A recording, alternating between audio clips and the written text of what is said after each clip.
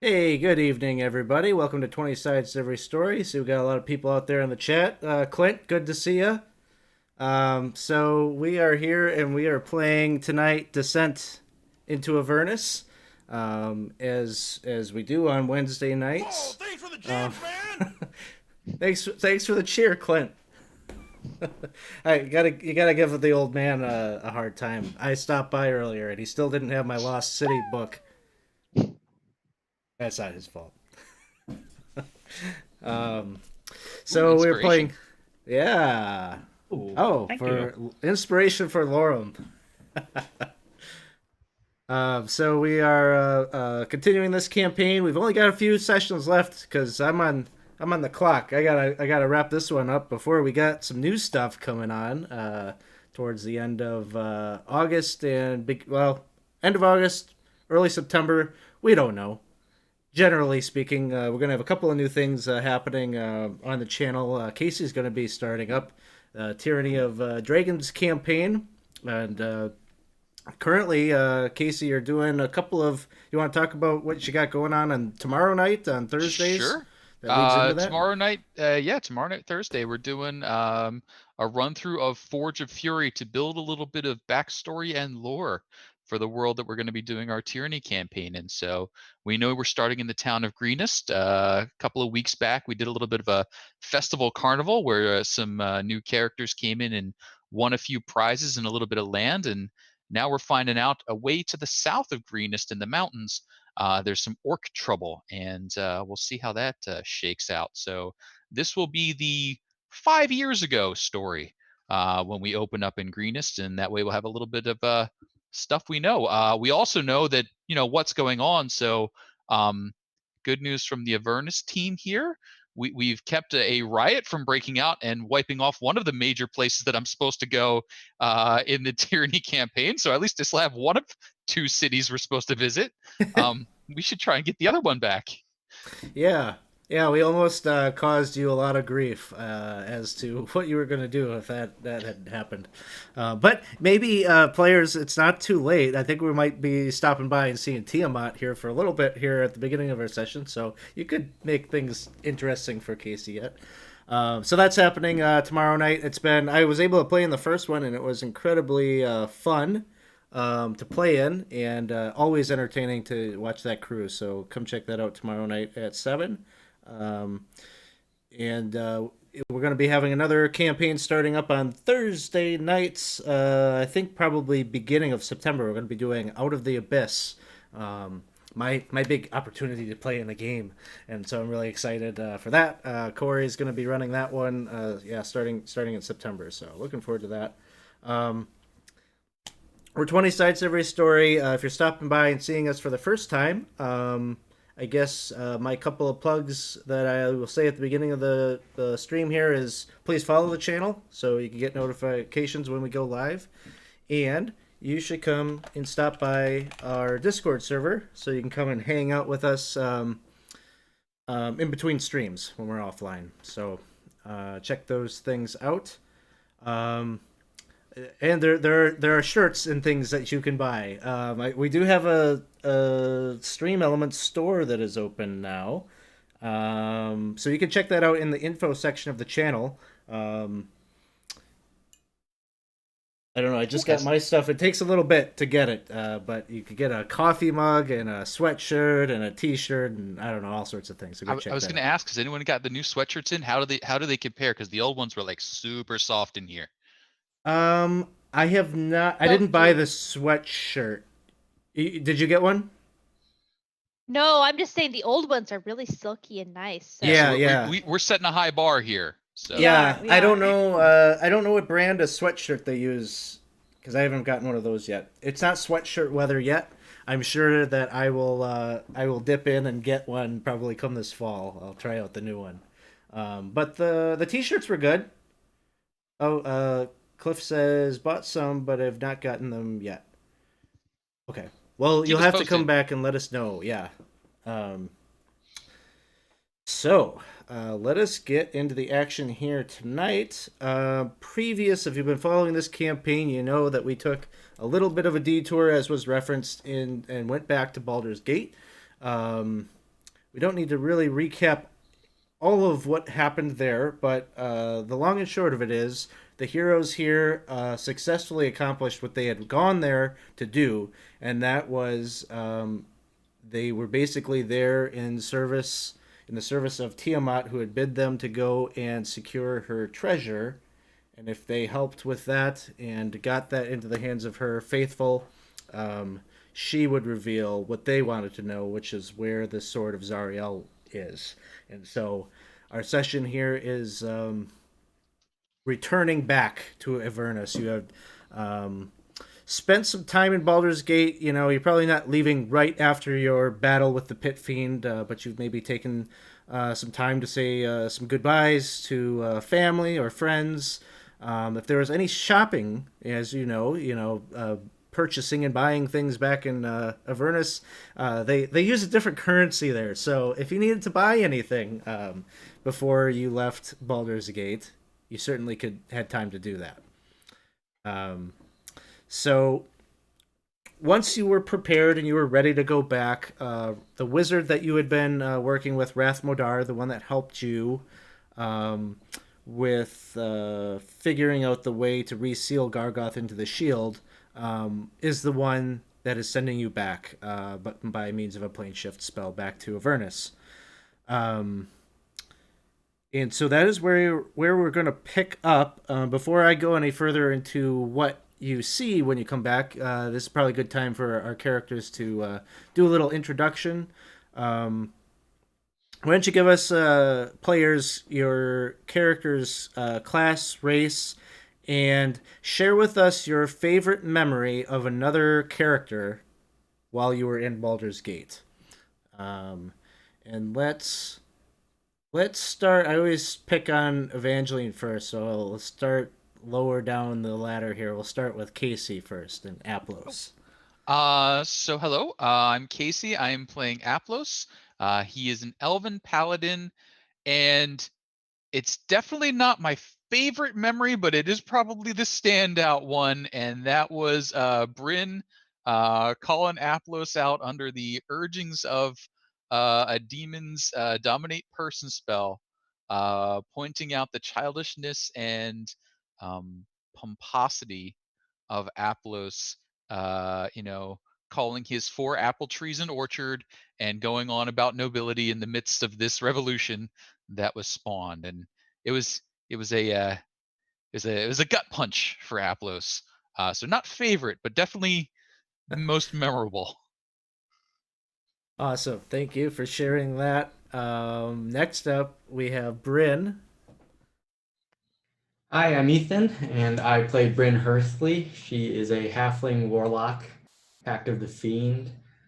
And yes, I would agree. The exchanges between Bryn and Aplos are always memorable. I think, other than that, she spent a lot of time with um, Gargoth, who her and her companions were responsible for releasing. So, somewhat we were related, contributed to it. But that was, I think, very memorable and enjoyable for me as a player to experience. Sounds good. Thank you for sharing. And next up, we've got Evangeline. All right, hi, I'm Lauren, and I'm playing Evangeline. She is a changeling rogue, and my favorite, honestly, it was just kind of Bren's whole arc there was just really fun to watch. I liked all of the stuff going on with Bren, so it's hard to nail down just one. But yeah, I really enjoyed uh, seeing her in the revolution. So yeah. And next up, we have Laurel. My name is Kit. I play Lorem, a dwarven glamour bard.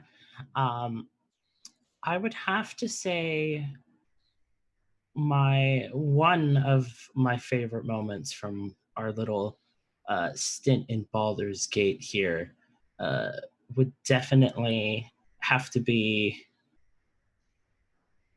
Whew, it's really hard to pick. It's. I feel like it's always just going to be any interaction between Bryn and Aplos, but I think the little aside that Aplos did, where he went back home and told his servants to open up the gates to the orphans of Bryn's orphanage. Oof. Afterwards, I think that was probably my favorite moment. Let the kids play because Miss Bryn is too big for such things now. Yeah, I think that was a little piece that got found its way into the Discord, and so another reason to join our Discord, because Casey is really good at writing up those in character little narratives. I always enjoy reading those, so that's somewhere in the lobby, I think. But yeah, that one evoked some emotion, I think. So cool. Thanks, everybody. So as you are touching down and coming out of the disorientation of the plane shift spell, which you have experienced at least twice now, this being your third time back to the dreariness of the hellscape that is Avernus, and you find yourselves right there back before that kind of mountain range off in the distance, which is decorated, I suppose, by the gigantic skull of a dragon some distance away from you as you're coming back, the maw of which seems to lead to some kind of cavern, which you surmise likely leads to the lair of Tiamat herself. Also in this the vicinity here, as you're touching back, not much has changed. You can see the tents laid out that likely house Tiamat's numerous agents and soldiers. And so you see all of that. But almost immediately, as you return back to Avernus, you are met by your friend Lulu, who seems to have been waiting like a puppy dog for your return. Just kind of laying down on the hard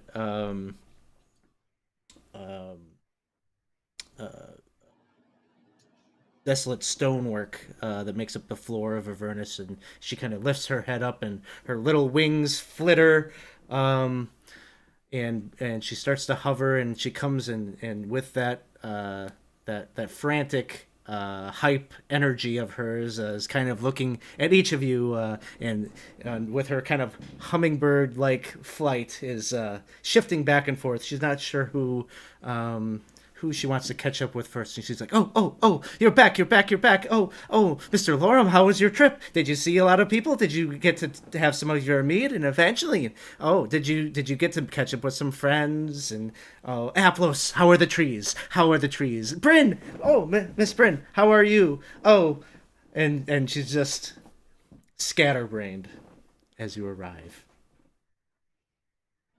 Lulu, yes. We saw quite a few people, and I did get to have some of my meat, and I miss it already. And I realized the handle I have in my bag is now useless, and he kind of just trails off at that realization. And she's like, oh, good. Oh, Evangeline. Hi there, Lulu. Yeah, it was great. You could taste things, which was nice, but we're here now, so back You to the don't sound hell. that excited. This place doesn't this place kind of wear on you, Lulu? Like, don't you ever just feel like, I don't know, a part of your soul kind of dies when you are here? Well, I do feel that, but I bury that deep down because I know that we're the only ones that can help Zariel, and so if we fall victim to our despair, there'll be no one to help her. So we'll unpack those feelings later. Okay. Oh, and I don't know if this is a good time to bring this up, but I have something to say about your vehicle. I noticed. You remember that lady from the Knucklebone place? Yes. Well, I noticed that she was here. I was watching over the vehicle, and it seems that she has repossessed her property. And she saw me and she had some words. I'm not going to repeat them, but she is very, very upset. How long have we been gone, Lulu? Ooh. And she kind of looks around and she says, well, time is a strange thing here, but it feels like it's been maybe 2 weeks. And how long were we in Baldur's Gate? Just a couple of days, right? Yeah, not quite that long. Maybe 3, 4 days. Ooh. Bad Maggie is not one I wish to anger. Sure, though, that we can settle this with her. I mean, what is explained the very strange circumstance we found ourselves in, and pledge our, fealty and all that, and I'm sure it'll be fine. Speaking of fealty, I believe we have a mother of all dragons we have yet to speak to. Yes, yes, we do. And where are we? Where did we get plopped? You're probably like, I don't know, 300 feet away from like the giant skull. About that from any of the tents or anything. There's activity happening with different colored abishai wandering around and doing some military drills and things like that. But none of them have really paid attention to you. But you can see over by the giant skull that turtle, that very dour looking turtle with the runes carved into his shell. He is walking out from the maw of the giant dragon skull, and he seems to be the only one that is leering and paying attention to you. As you pay attention to him noticing you, he seems to gesture kind of slowly with his claw for you to approach. What was this guy's name? I can't remember. Oh, I don't remember Roll. either. Kroll. Top left. Kroll. It's on the little handout. At least I hope so. Yeah. Um, See, I was looking at my notebook and not at the script, so. Same. All right. So I will start approaching Kroll and kind of meet him halfway. He says, "So, you've returned." We have successfully, I might say. The her lady's treasure is waiting to be delivered. So, we have heard. Reports have come back that you have secured this. The lady, my queen, wishes to speak with you. And with that, you can see he drops his very grotesque skull maul that he is holding on to.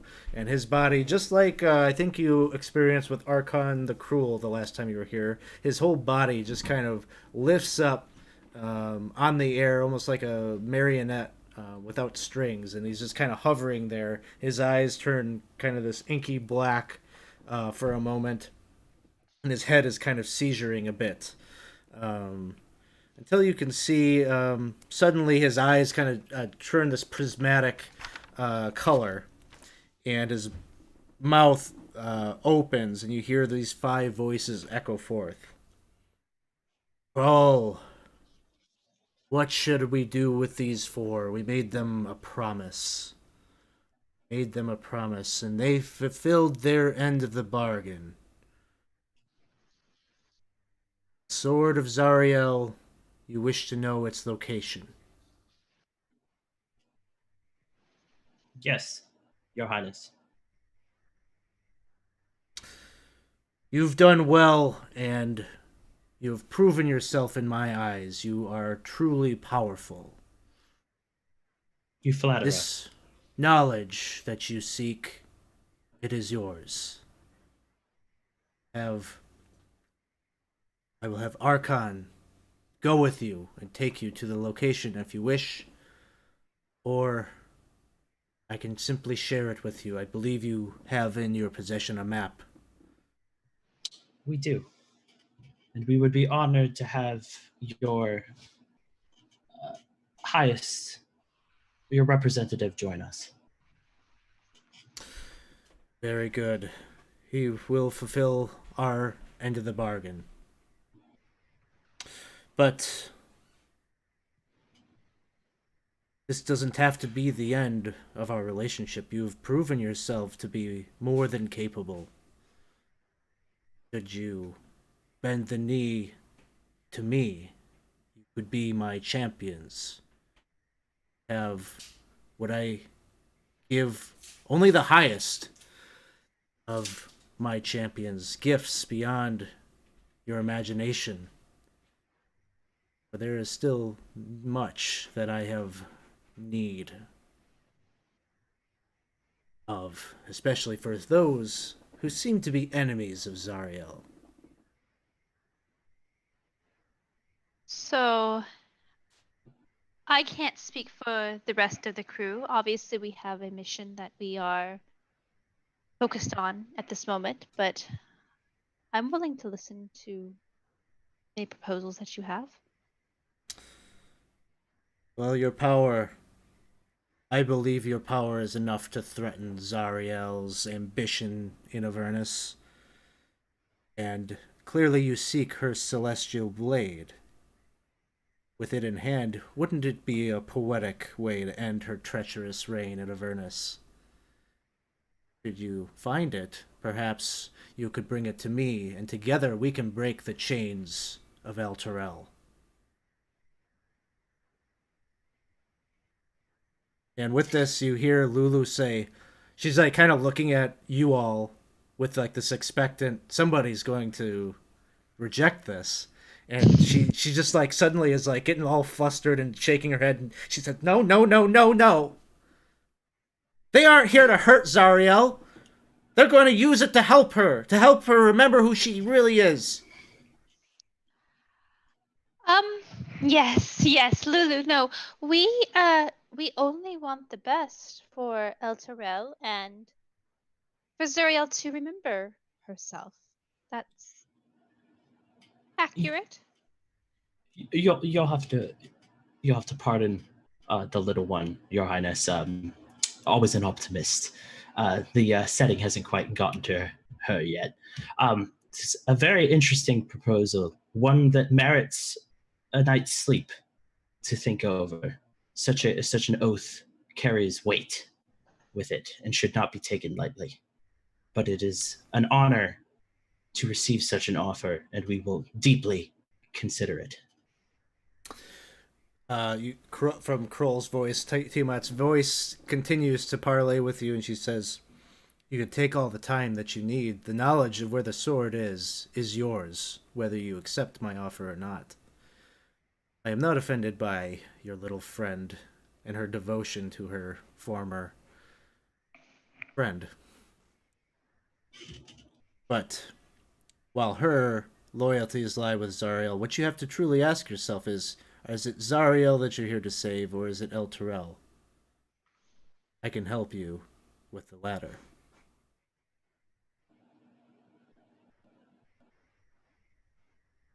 Your message is understood.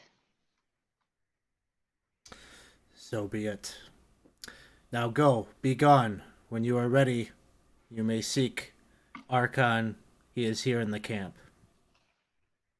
And with that, Kroll touches down once again and seems to be kind of dazed as his eyes go back to normal, and he's kind of dizzy and holding his head as if enduring some kind of intense migraine. And Lulu is looking at you all. "You can't seriously be considering this?" Lulu, this is not the place to talk about such things. Decisions like this take time. Just because we don't outright refuse does not mean we don't plan to in the future. Aplos, Bryn?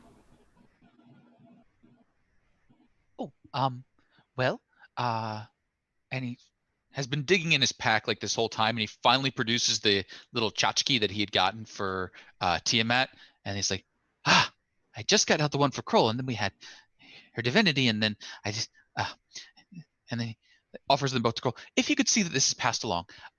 But Lulu, you must remember Zariel has undergone a bit of a change, and we need to right that. She's no longer as she was. Sometimes writing that means, well, Absolutely. Sometimes writing that means that someone needs assistance in ways that might feel uncomfortable, but are ultimately necessary.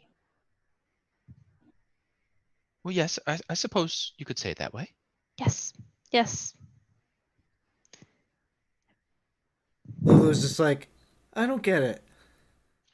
It'll be Well- fine, Lulu. It'll be absolutely and totally fine. And I think that all we need to focus on are all those poor people in El Terrell who are stuck here because Zariel got so confused. Yes. It's a bit like how you can't remember yourself, Lulu. You remember all that time when you weren't quite you? Well, But- Zariel seems to be having the same trouble. Mhm. Well, yes, but we have to bring the sword to her. We have to help her remember. We can't give it to this dragon queen. Well, I Listen, get the impression that no one here should really have the sword right now. I feel that Zariel would need to be more herself before she could take the sword. Mhm. What happened to her might happen to the sword, and if that does, then there is no hope. Well, I just meant more, well, the sword from that fellow back in town was a bit bitey towards these folks, and I would think that a celestial sword would be similarly bitey. Oh, that's a good point. And Lulu, I guess that's something that maybe we should take into account is that her sword will only choose to be with her willingly if she is pure of heart, right? So we need to make sure that she is. Well, I know that deep down she is. Oh, yes. But if she has done things that are a bit amiss, she must repent for them. Mhm. What would she have to do to repent? Well, that would depend entirely upon what she's done.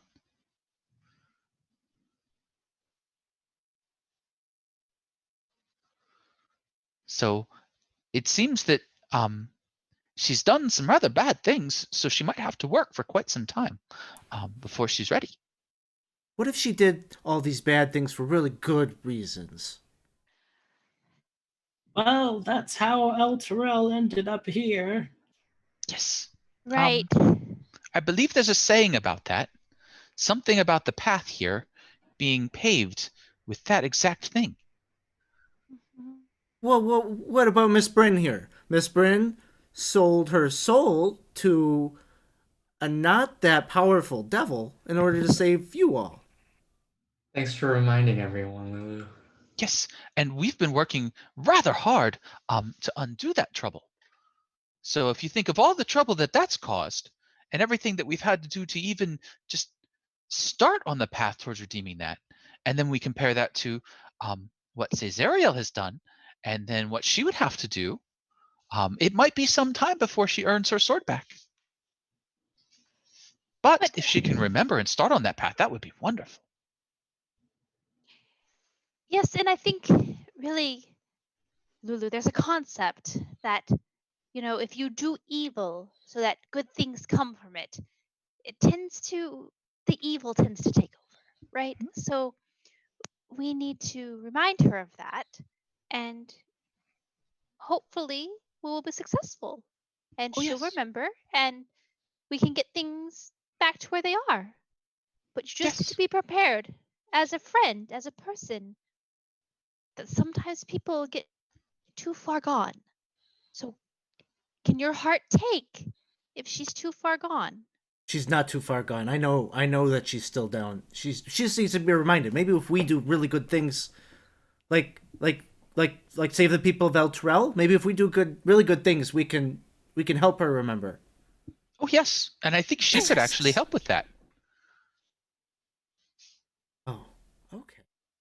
And she just seems to be kind of like confused, but a little bit more. You've talked her down a little bit. It's all digesting up there. And as you're having this conversation, you hear kind of a loud roar come from one of the tents, and out steps Archon. Once again, this red dragonborn in this very kind of stylistic obsidian dragon plate that he is wearing. And the most distinct thing about him is that on his left arm, grafted onto it, is this hand of zombified flesh that seems to be attached, almost like grafted on a different creature's flesh, blending into his. And all up and down his arm, you can see these veins of black, almost like infected. Like his whole arm has been taken over by this infection, and he seems to be kind of like working through some pain as he kind of grips his hand, like kind of testing it out. And he's just like, it's time, let's make this happen. Bring him out.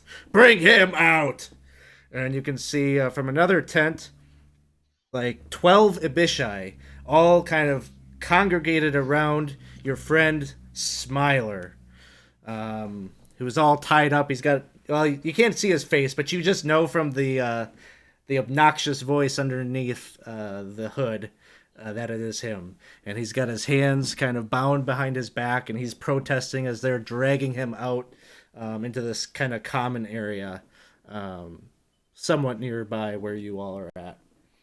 And you can see as Archon is flexing that hand, there's kind of like a spark of green that seems to be flickering in its palm. Oh, well, that seems a bit rude for someone who helped your queen get her treasure back. Yes. Oh, gracious. Archon. Mr. Archon. Hi. I'm trying to get his attention. He turns to look at you, as do all of the Abishai, and then you just hear like Smiler's like, Evangeline! Hey, is that you? Hi, Smiler. Yes. Hi. So I have great news for you, Mr. Archon. We have actually recovered the treasure that we were sent to recover, and now we have a mission that involves you. And so, whatever situation is involving Mr. Smiler, it's really just an aside. Let it go. It's fine. We have important work to do. I just walk up beside Evangeline and go, "What are his crimes?" He hasn't committed any crimes. That's the guest mask, obviously. So, why is this fellow being carried off then? Well, he's about to feel the power of this hand, and it needs to feed.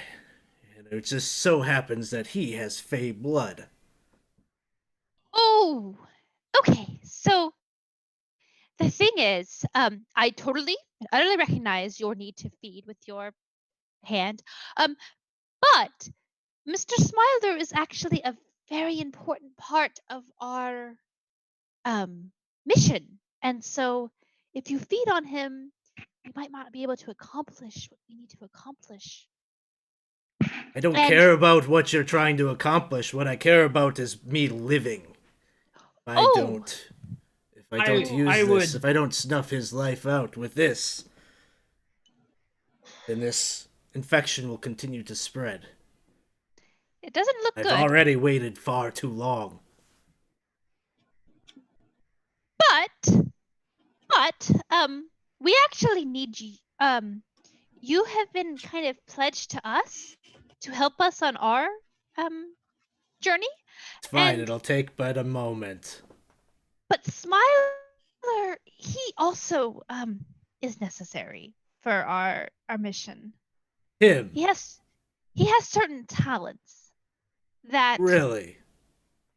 Yes. I know it's a little shocking. I mean, look at him. But he's actually very accomplished at explosives and really just kind of he can sneak up on things. He's quite useful. You just see his hood is just like going back and forth, like it, nodding agreement. He says, "Well, I can't let him go without. I need to take the life of something. I mean, surely you could just find someone on the road. There's lots of sad souls running Can't about. just Can't be you? anybody. It's his lineage going back to the Fae, a Fae celestial creature. The only thing that the hand will accept as sacrifice." I'm stepping away because as a glamour bard, I have a hint of Fey blood in me. So Yeah, I'm same moving thing. away. Yeah, and I just step back and get in between Aplos and Burning Goat. Can any of you summon familiars that aren't from hell? Oh. Yeah, that rolls me out. Lulu Just starts to summon- communicate with you, Aplos. You hear Lulu's voice in your head say, "Convince him to take me instead." Oh God, no. This will be my good thing that I do to help Zariel. I don't know that that's particularly a good thing, because this Arkin fellow, I think he's going to need another one soon, and so and he sort of switched. He's like, "I'm talking out loud now, aren't I?" Um, excuse me, Mr. Arkin. Um, why haven't you fixed your hand yet? I'm He's- not particularly versed in such magics, but I can remove a curse and heal most diseases. That does seem a bit nasty, but This is the cure. well, normally killing something isn't really a cure. Um, doesn't it come back? Well, if it does come back, I know how to fix it. I've done this a couple of times and it recedes. Yes. Um, that's not a cure then. Um, you see, that's more of a delaying action, and if at some point you find yourself without a Fae, then you'll be dead. But perhaps if we work to cure it without killing a Fae, um, I'm rather partial to being alive myself. Um, we could assist you that way. I assume Mr. Kroll has tried removing a curse or healing a disease upon it. You can see Archon kind of flashes him like a dirty look, and Kroll just kind of nods in his failure. Do you know how such a thing was contracted or um, bestowed upon you? Of course I do. I attached this hand. It is an artifact that belongs to a long dead god. Oh, that ring any bells? And with this, um, Yeah, are we aware that it's? I don't think any of your characters would be aware of this particular thing. But he says, if you want, you could give we'll say a religion check, I guess. I actually pumped up my religion just a little bit because of our location. So let's see. Yeah, no, I don't know anything. A little better. Little too obscure. You'd Yeah. need like a probably really high number to hit that above 20. Oof. Yeah, no. He says, with power, it comes with some sacrifices, ones that I was willing to pay in service of my queen. Well, what Snuffing out the power? life of this little insignificant runt, I don't see what the problem is, and there'll be more like him. Okay, so let me just be clear here a little bit. What power does it give you? And you see him like kind of like pointing at Scott Smiler as like there's like this pinprick of green light that's like charging up, and you could hear Smiler say, "Oh God, what's going on out there?" No. I don't need a demonstration. I just need to theoretically know that what does this allow you to do that you would need to take lives to do it? And he says, many things, including the ability to. You call it a curse, but it is also a gift, the ability to take life at my will. Any life.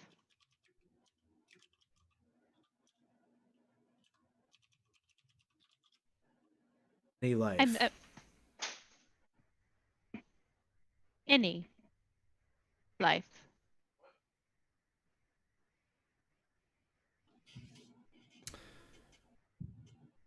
Why do you ask? I ask because Have we one are in facing mind? perhaps. And you can see he's like, it's like he's got the spell like readied. It's like powered up, but he hasn't quite fired it. Like you still got his ear.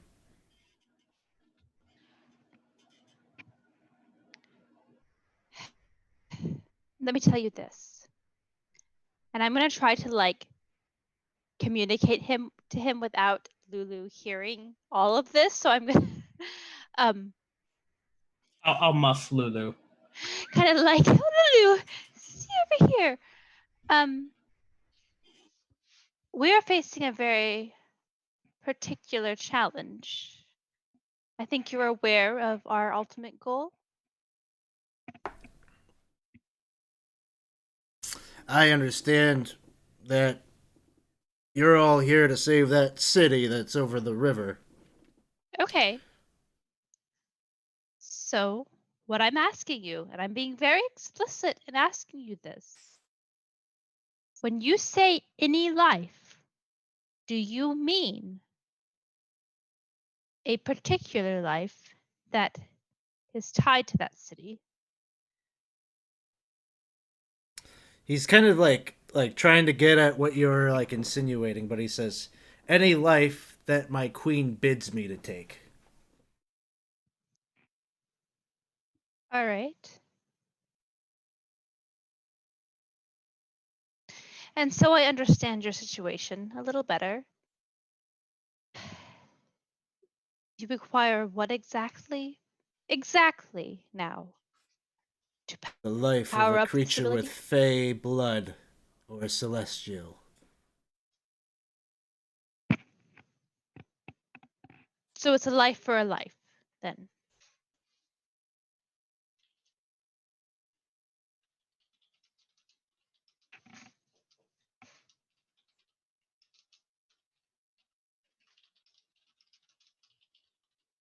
You should do it.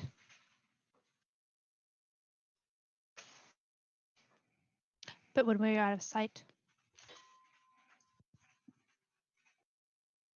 Make a persuasion check. All right.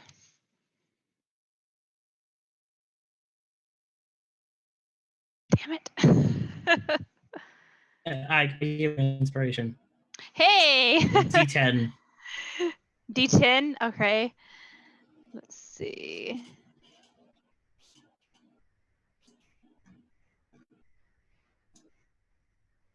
Okay. He says, "Fair enough. Meet me. You want my guidance to find your sword?" And he just kind of point with his good hand. He points down south. He says, "Meet me a mile down that way." That we can do. All right, everyone. So we're going to go. We're going to meet up about a mile from here, and we're going to regroup and come up with a plan. and all of us are going to meet Mr. Archon once he is a little bit more settled. So, Wait a second. yes. Wait a second. Faye, unicorn. What about the unicorn we found? There's a unicorn? Remember when Aplos was almost zapped to death? Oh. That was by a unicorn. We know where a unicorn is here in Avernus. Oh, yes. Oh, Mr. Archon. We have a fae for you that is, shall we say, not attached to the party so much. Might be a little easier for everyone. I'm listening. We know of a unicorn here on Avernus that's dormant, asleep. It's defending itself via a tower, but that shouldn't be any problem for the likes of you. And I feel like if the hand is hungry, a unicorn would be a much more filling meal than him. That is true. I mean, look at him. He's... You know where There's this nothing is? more pure than me. We know it's a You can general lead me there? direction. We should be able to, terrain permitting. Laurel, make a persuasion check.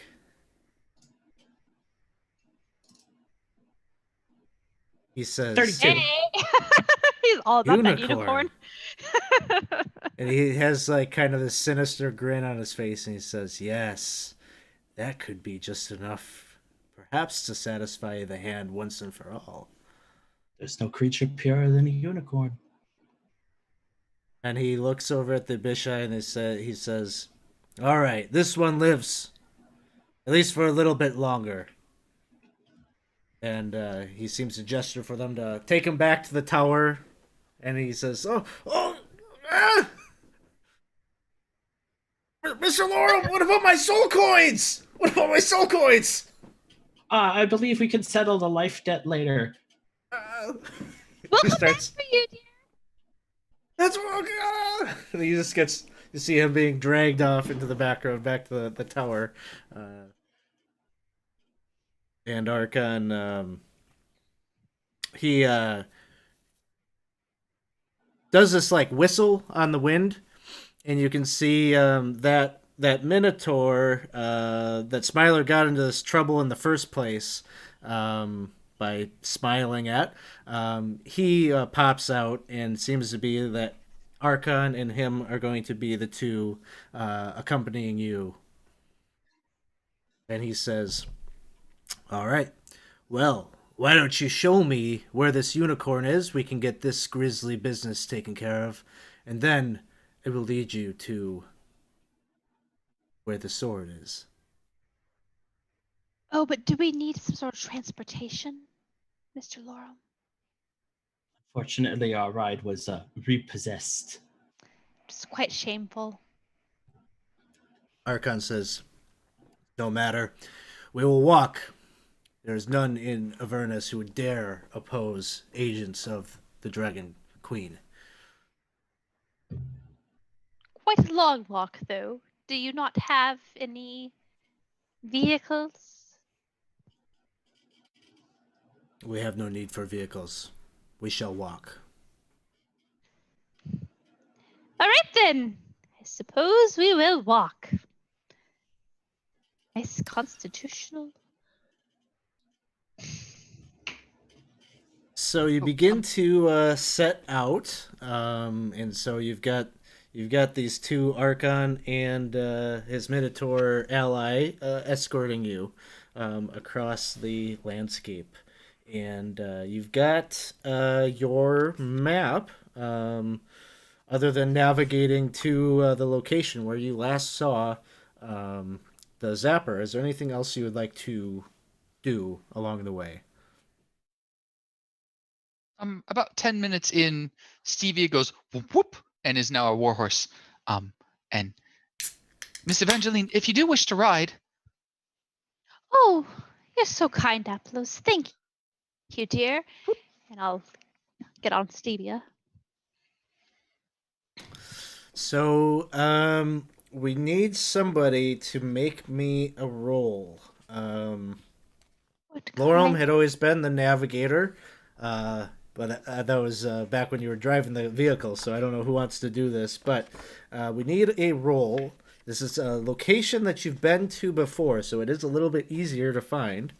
But you need to roll me, if you could, 2d10. Just straight 2d10. I guess I'm sorry. I'll do that. I'm sorry, 2d8. 2d8. Okay. I guess I'll do that since I'm on Stevia. Oop, did that run? I think that just rolled into the abyss. Hold on. Oh, there's one. There's one. Basically, you don't want to roll another 2. Yeah, no. But then my dice disappeared completely. So, I'm not sure where that went. It's like it's just not there. It's like If you right click where the dice are on the menu that pops up, there's a range dice on the left that'll bring them all back. Okay. Range dice on the left that brings them all back. A range dice. I got it. Thank you. Okay. So you successfully navigate yourself back to this location. And once again, you can see this rusted metal monument that's kind of surrounded by I don't know, the kind of husks of demons that the orb, you can see the orb at the top of the monument is still lighting up. Not currently shocking anything, but almost like a, I don't know, like a fly zapper. All the husks of all the things that it has killed has piled up at the base of this thing. You want to keep back anything with that demonic influence. It's rather aggressive. Yeah, I think you learned that the hard way because of Bryn's Stevia. familiar, or was No, it Stevia? Stevia. Okay. So knowing that, you're able to once again see this rusted out. Basically, the thing looks like a pair of mandibles that sticks up, and there's this orb of light that you see, and you had inspected that before, and with a careful observation, you can see the trapped unicorn within it. And Archon points out, I see it. Yes. Okay. And he begins to move forward. He starts to walk towards it. You're probably like, I don't know, 200 feet away at this point as you arrive on location. I like motion to urge him to stop so he doesn't cross the threshold. There is a powerful defense mechanism. Once you cross a certain threshold, a radiant beam of lightning will shoot down, and well, frankly, it eviscerated that one. And I point to Stevia.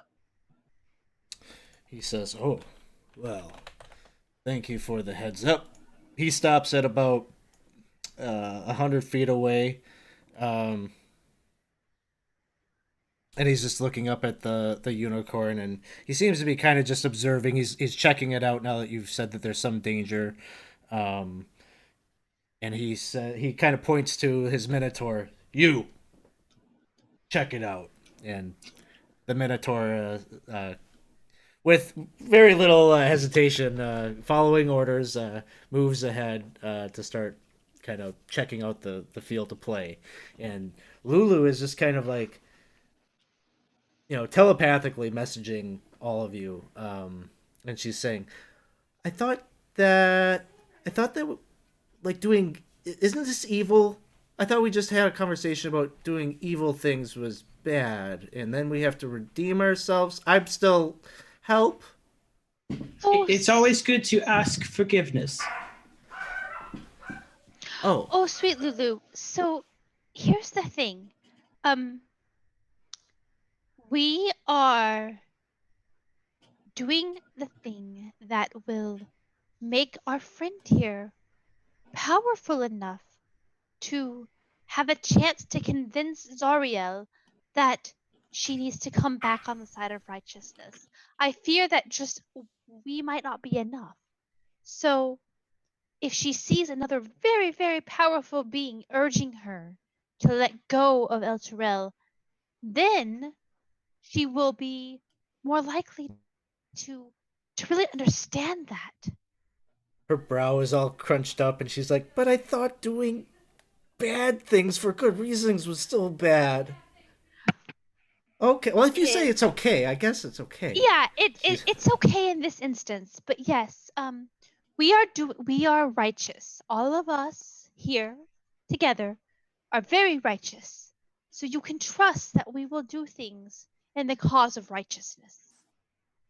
Plus, we're saving Smiler's life. Yes, poor Smiler.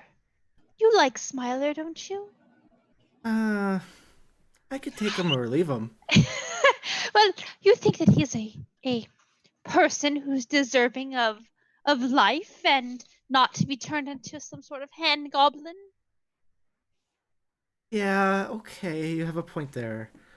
Right, like he is a life, and we are trying to preserve his life and his soul because you know what happens when it gets into that hand is the soul gets just eviscerated. We don't want that. The same thing that happens in the car happens with that. And we wouldn't want that to happen to Smiler. And in the time that it takes you to like convince Lulu that this is a fine thing, and like you get her back on board, in the distance you could see Archon has moved up to pretty close to the monument, maybe about 50 feet or so, and he points the hand of Vecna up, and a brilliant bolt of green light flashes forth. And in that moment, you can see the zapper deactivates and ceases. All of its energy is robbed of it, and you can see the globe of light shatter as the body of the unicorn drops to the ground. And a mere moment later, the unicorn stands. Oh fuck. Dinner and a show. And Archon seems quite pleased as he moves over to the thing. It's kind of like growling now. And Archon, just with his hand, you could see the infection recedes almost immediately, and the hand itself almost has like a vibrant green look to it as it has absorbed the energy of the celestial. And now you're hanging out with an undead unicorn. Not how I pictured my life, I've got to say. Say it looks a little bit cooler than Stevia. Oh, Um, well,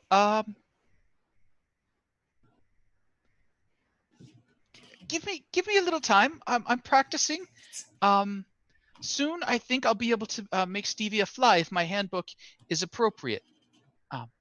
Ooh, Yes. it's impressive. Yes. I didn't think I would actually be reaching these chapters into in the How to Ride Like Hell handbook. But yes, very soon I think. I'm actually going to check in on Aplos a little bit and just be like, Aplos, are you feeling okay with this situation? Well, I would have preferred if it wasn't made into an undead, but being a captive in hell for, well, based on the bodies, a very, very long time is a bit of a well, not a particularly good situation. Whereas now as it's been dispatched, its soul is free to return and be reborn. Okay, I just wanted to check in with you and make sure. I'm glad you feel good with this. Uh, So, Great. okay, This- you feel okay with this? Yes. Okay. It was a bit beyond us to rescue them, a bit like those angels. Mhm. I agree with you completely. So now we have someone who is fully capable of helping us in the way that we need, and Smiler is safe. I feel like So this it's is a net positive. This is a net win here. it's a worthy sacrifice. I feel like if I were the soul of this unicorn, I would be proud that this is how I was spent.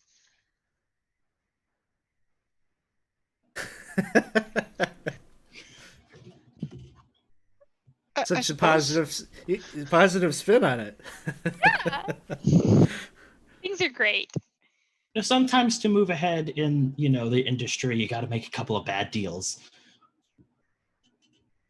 I wouldn't even classify this as a bad deal. I mean, I think as Aplos very astutely said, this poor creature was being very abused and tortured, really, in this place, and now its soul is free. So Well, there's a piece to that. Bryn is side-eyeing Laurel and Evangeline this entire time. And Lulu is like, yep. Yeah, as long as we got Lulu on board, it's great. So, we've only been playing for an hour, but this might be like a good time to take a break just because we're about to move into something totally different. So, basically, Archon is pleased with the result. Maybe more pleased than he would have been with taking Smiler's life, and so he happily leads you to the next location, the place where you have been promised the sword of Zariel is. And so over the course of the next few hours or so, you'll endure the sulfuric atmosphere of Avernus and make your way there. And after our break, we will pick up with that thread. So thanks everyone in the chat for hanging out. We'll just take a quick, let's say an 8-minute break, and we will be right back. Very precise. Oddly specific, but okay. is that like 2 bags of popcorn? Is that what that is? All right, we're back. So thanks for hanging out with us here tonight as we are continuing to play Descent into Avernus. Our heroes of questionable morals, maybe, made an intriguing play with Archon the Cruel and offered up the unicorn that they barely know for the crazy Fey guy that is kind of their friend and saved his life, and have now been traveling for some time with Archon, who was dispatched by Tiamat to show them the location of where they might be able to find the sword of Zariel. And so, as you are traveling across this hellscape, at some distance up ahead, he points to this great, disgusting hill. It almost looks like a bleeding scab, the size of a huge piece of terrain off in the distance. All around it, you can see there's just kind of an oozing pool of blood that seems to be coming from porous holes and cracks within this this structure, or this hill. The entire thing seems to be encapsulating something underneath it, though, because poking up, almost like piercing through this fleshy material, you can see alabaster towers and some kind of almost like a, reminds you of like a temple that maybe you would have seen in El Terrell while you were there, but it is struggling to be seen and be visible underneath this oozing gunk. And attached to the enormous mound, you can just see like the black iron chains, very similar to that which currently is dragging El Terrell down into the river Styx, are kind of anchoring this thing down to the ground. And so I think I've got an image of it.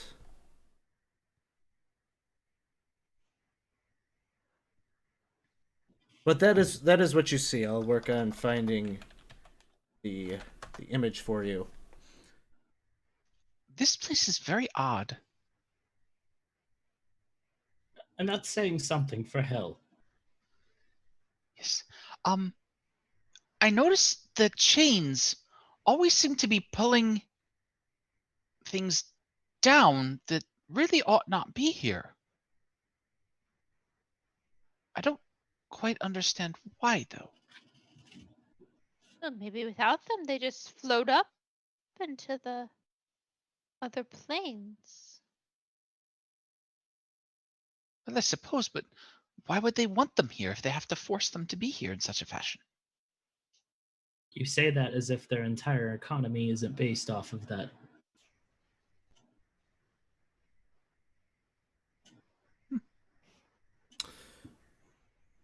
Archon looks out at that location and he says, well, my job was to bring you here. And so, as far as I can see, my job is concluded. Just a Oh. word. Archon. Go ahead. Archon, you say that your job is concluded, but I believe that you and I, or you and us, have a common goal here. I have no goal here. My goal was my directive from my queen, and that was to take you here.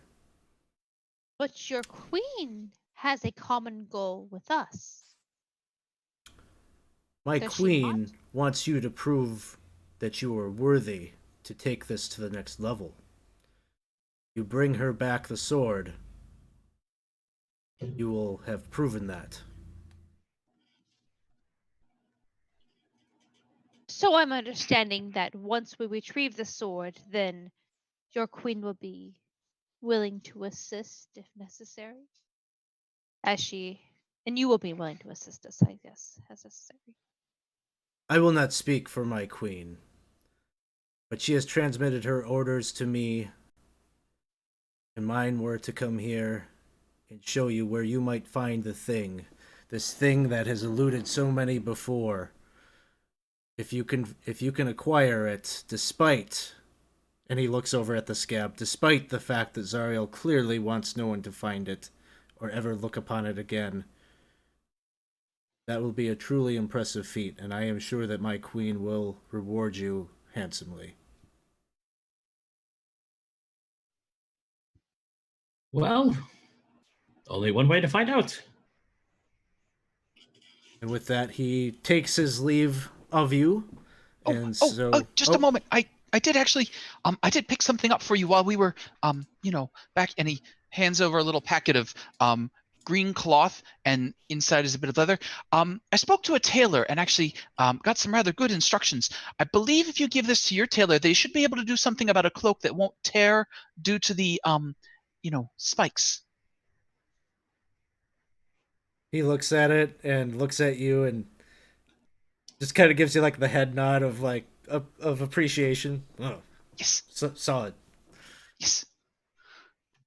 I had extra spikes myself for a while, and I realized, the snag issue. Yeah, yeah.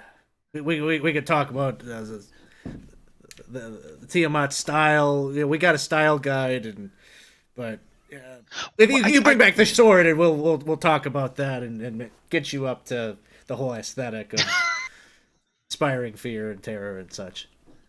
Well, I mean, that seems odd, but in any case, yes, I think the green will match, though. And that was his little tchotchke for that guy, was for the cloak. So Lulu is there with you, kind of looking up at the structure, and she says, "Ooh, ooh, ooh, ooh! Do you see? Up towards the top?" And she kind of like directs you towards where you do see that there does seem to be some kind of a cavity up towards the top of the hill. Seems to burrow. It looks like it almost like has a cavern that descends down into this overgrowth of the alabaster temple. And Lulu says, maybe that's a way to get in. Maybe we can get in on the inside of this thing and find a way into the temple. Oh, I remember this place. I do remember this place. Yes, that temple. It was created when Yale and me brought the sword here. Created.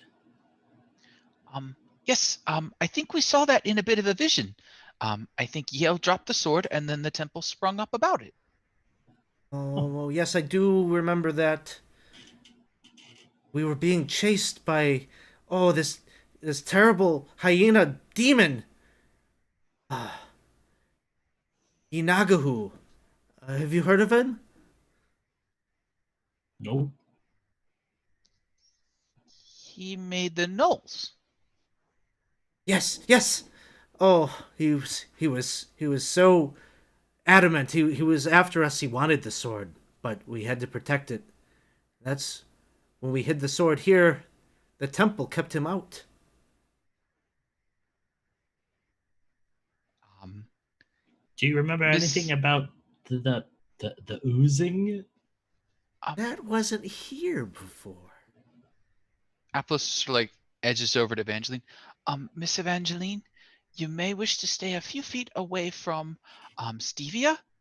If it is a demon repellent, the last one hurt quite a bit.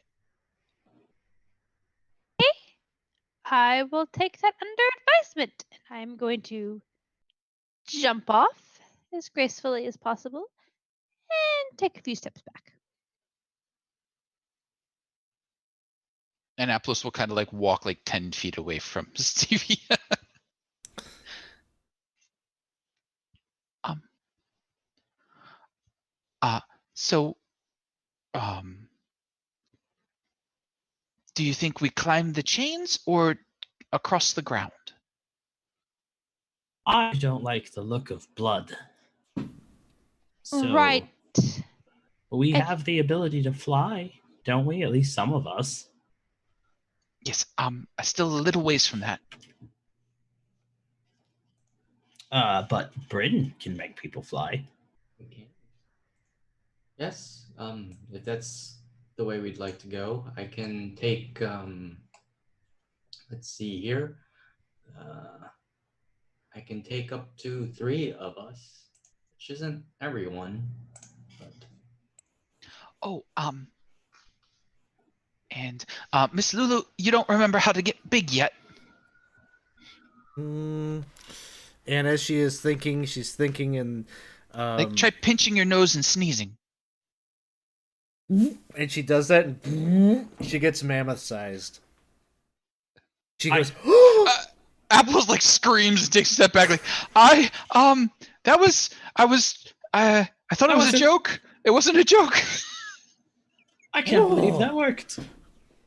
and now her ears are just, she's doing a Good Dumbo job. kind of thing, flying about and testing out her new abilities. So we all jump on into that? yep. Oh, Right you- then. I don't think we need a car ever again. Yes. She probably can't carry all of you all at once, but she is more than happy to ferry you one by one over there.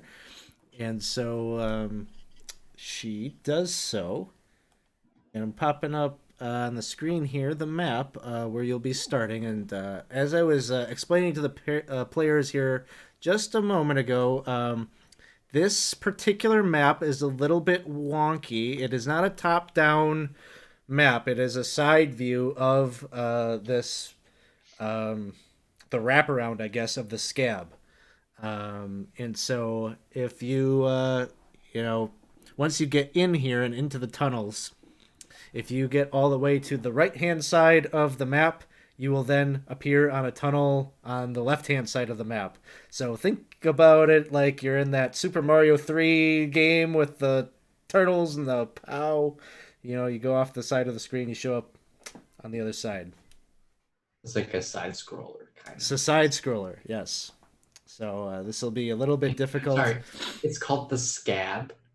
It's called the Scab. I don't like that. It's appropriate name. And so Lulu ferries you all over to the opening, this circular, almost gaping wound near the top of the structure.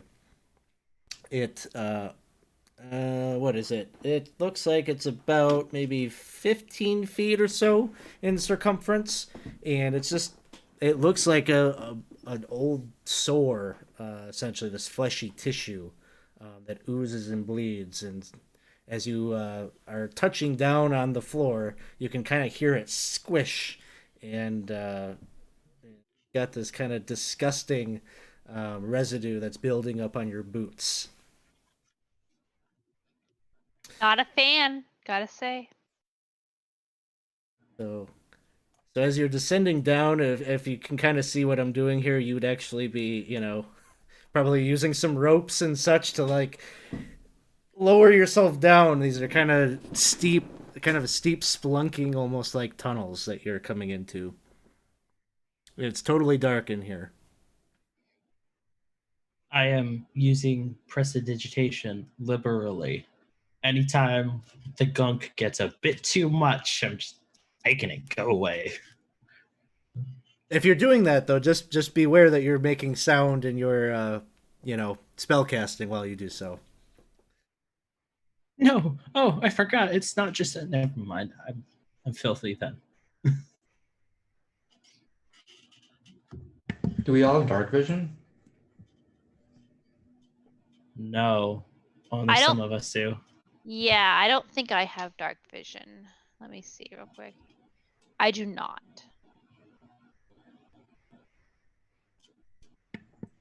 Okay. I guess Miss Evangeline, you can hold on to me and I can lead the way. Oh, thank you, dear. And Lulu says, Excuse "What don't about like me?" This ooze. Oh, Lulu, you can see Oh. she lights up like the tip end of her like trunk, like scared of the dark. Oh, sweet Lulu, come sit on my shoulder.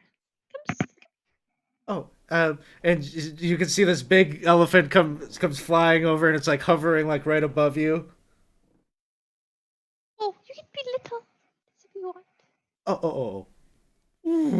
When she reduces in size and gets to her diminutive form and is hovering right over your shoulder, clinging to dear life. You can feel her kind of shivering. Oh, I gotta pet her a little bit to calm her. Do any of us have a lantern that Lulu can carry in her trunk? I Well, might. she can cast light on her Oh, the end of yeah. her trunk. Forgot about that. I yeah. do have a lantern, though. So like as Apparently this is a good. hooded one. I don't know what that means.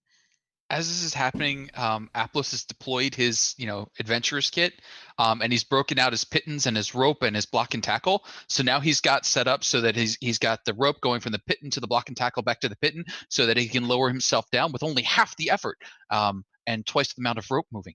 And then he gets down to the bottom. He's like, I wonder how they disconnect this, because no, it's up there, and I'm down here. Huh.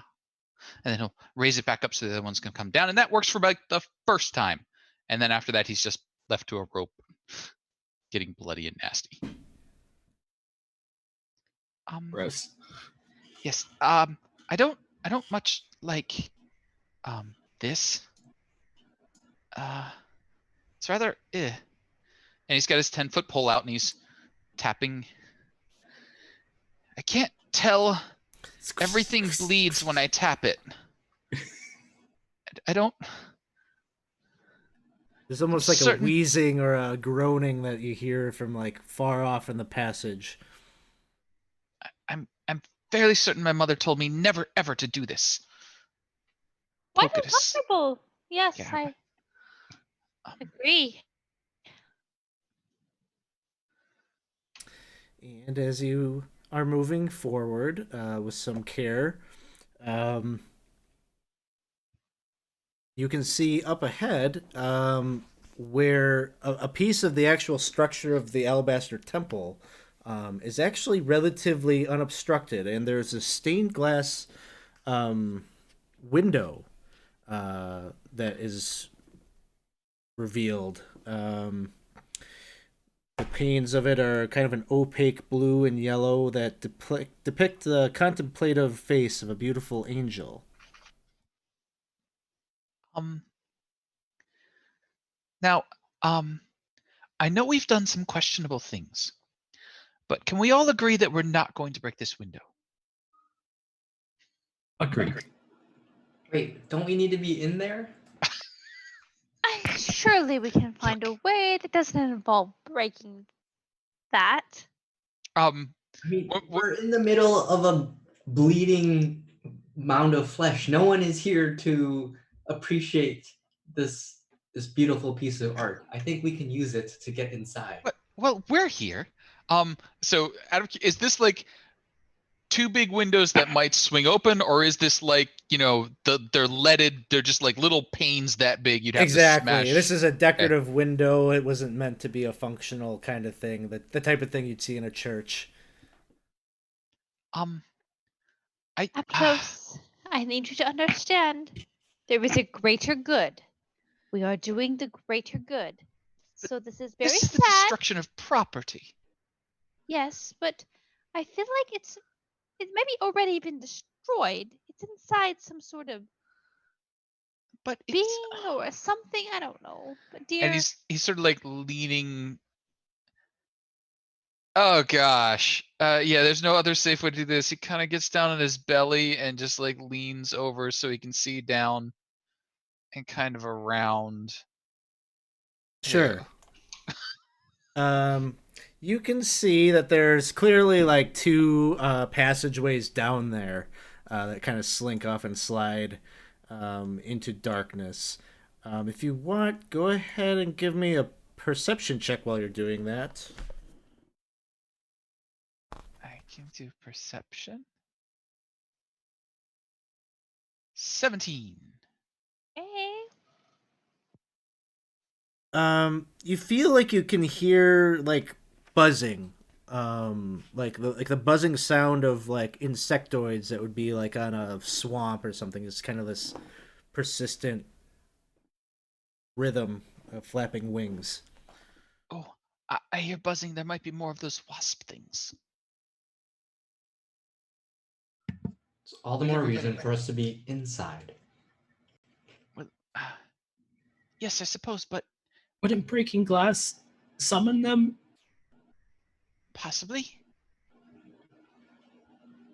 Can anyone help us to quietly break the glass? I do not know how to do that. If I can see through the window, I can get two of us inside the window, but just two of us. Oh, I suppose I could do that too. So that's 3. So as just so you know, as you're looking at the stained glass, you don't seem to be able to perceive what is on the other side. There's no like tiny clear bits that I could just to see. I just need to see the space on the other side. I don't even need to know what's there. It basically seems like an opaque kind of thing, like light. You're not getting the sense that light is really penetrating through. It's just reflecting off of the colors of the glass. I could still take us through, but I might put us inside a wall. I don't think maybe that. But well, there's sort of an up way and a straight way, and then 2 down ways. Down below I can see, I think maybe like some pillars. Pillars usually mean an entrance. You probably see that Aplos is kind of like a decorative motif on the outside of the temple, more so than an entryway. Just based on the height that you would have had to fly up here, you don't think you're some distance from the base of the temple. I think perhaps down first. Well, when we were approaching it, does it look exactly like it does in the image that you showed? Yeah. Well, when we were approaching the place, we saw there was part of the temple exposed up top. If we could somehow get on top of this thing, there might be entrances up there that aren't surrounded by weird flesh walls. Well, I was actually thinking about that when we were just looking at the window. This is a bit of a defensive thing. So likely, It wouldn't be very easy to get into except through the openings where you're supposed to get into. Well, there's an opening up above us. If we keep heading up, we might find an opening at the top of it too. Lulu says, I could help scout. I could go take a look. Oh, we could. Impsum could do that probably a little bit safer. Yeah, I wouldn't want to risk you, Lulu. Oh, Ipsum, yes. no. Let's sacrifice the We can Inferno. risk him, I guess. You could bring Impsum back. He's invisible. Come on. Yeah. I know. Impsum, he's gonna go invisible and do a scout. Yeah. So he goes and he does that, and he will report back after some time. We'll say 10 minutes or so passes, and he's thoroughly checked it out. The top of this thing, any gaps, any entrance ways that maybe would be possible have been scabbed over themselves. Well, I guess we only have one way. All right. And Aplos looks back. He's like, poor Stevia, out there all alone. And then he starts putting his spike in and getting ready to descend. And Apple says, as you've been doing this, you've been kind of piercing through the flesh of this thing a bit. You're kind of noticing probably that as this tunnel that you're going through, like, is not a. It looks like it was forced open. You can almost see like scratch and wound marks in this tunnel that seem to have created it, almost like it was dug out by some kind of a clawed thing. Maybe many such clawed things. It's like physically painful traversing this. I think Avernus has scabies, whatever they are.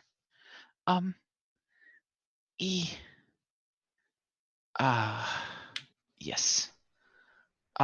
Well, he'll slowly lower his second of 3 silk ropes down, and then he'll wiggle it playfully just in case something down there wants to pounce it like a cat.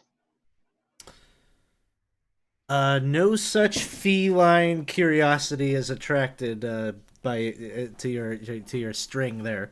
You feel, you can begin climbing down. Would someone be so kind as to come up and just keep a hand on the rope in case, I don't know. And then, I'll help you. Yes. So I'll go up and hold the rope for Aplos. and then, whee! Oh, I don't like this at all. This is the worst. Oh, there's the ground.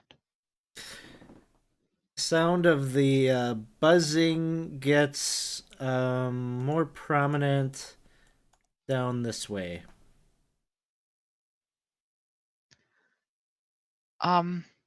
Yes.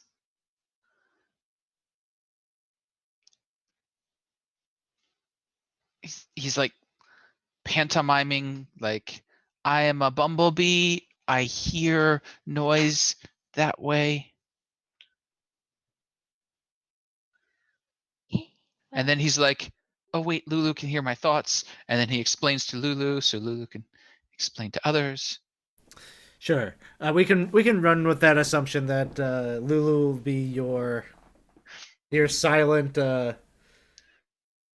you play your game of telephone for you. Yes. Oh, good. For a second, I thought Aplos was saying he was going to fly down that tunnel. Oh no. That is a very Aplos thing to do. But I think you should all come here before I go there. He wants us to jump? No, the rope. Let's climb down. The rope. Use the rope. Okay. I'm gonna start climbing down too. I All will right. wait for Bryn to be done and then I'll follow. Cool. And then he'll steady the rope so hopefully everybody can kind of line up. Yeah, I'll come down at the end and Yeah. do whatever you do to release the rope when you're the last Sounds one. sounds good. I don't think no ability checks really required to climb rope. So you all make your way down to where Aplos is. And then we'll secure the rope there. So now we've got a rope to there. And then kind of jump Dangle. And once you get there, you can kind of see where this other tunnel kind of leads, and it's very tight, kind of thing. And you think, you know, that might be a tough fit for someone in plate mail. That's okay. That's where the buzzing is coming from. I don't want to be Yeah. there. Um.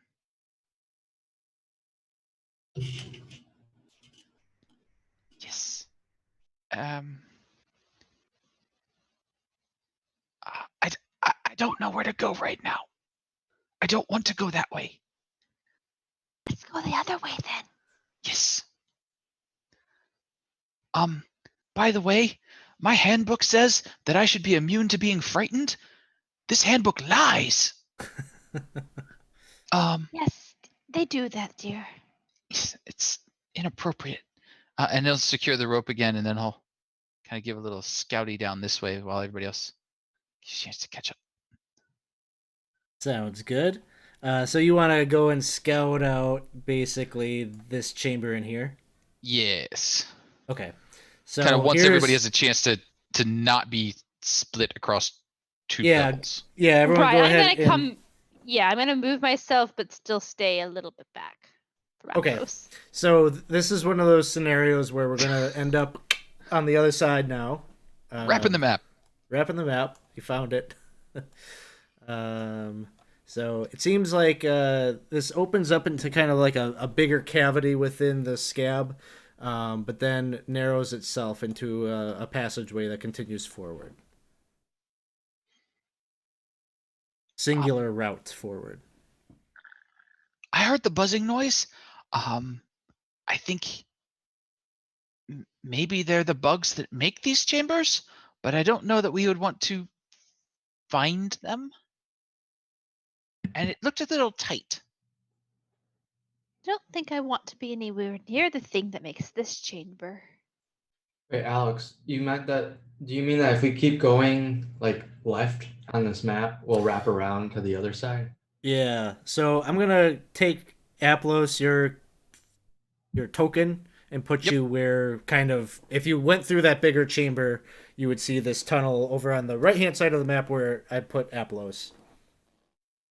And is there water or a big pool of blood at the bottom of that chamber? Essentially, yes. You'd be able to safely navigate around that, but it is here. It's just this coagulated, almost like crimson pool, and there's probably kind of this iron-like scent on the air. I miss the sewers. For this wrap around.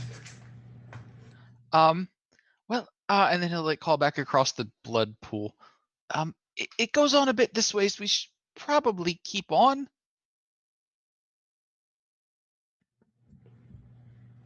Yep, further away from the buzzing sounds, right? Yes. Buzzing blood. I don't know. All right, here we go.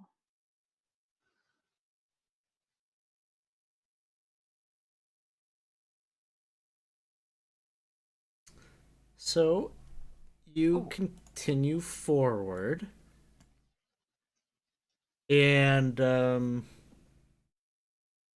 you can see up ahead, Aplos, as you're kind of coming up the tunnel and looking into the larger room there. Mm-hmm. There are two fiends here resembling scaly 9-foot bipedal toads. They sort of look like this. Two of them are waist deep in a pool of that thick blood that you saw in the previous chamber. It is here also. And these two things are bellowing and clawing at each other. You can see the two of them seem to be clutching opposite ends of a corpse of a bearded devil. And they're kind of playing this tug of war game, and as you're trying to keep yourself from vomiting at the sight of it, you notice that the bearded devil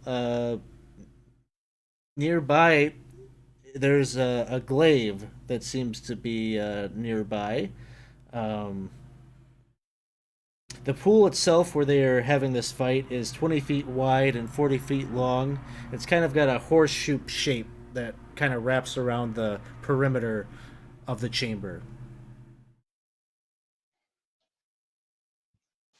Um,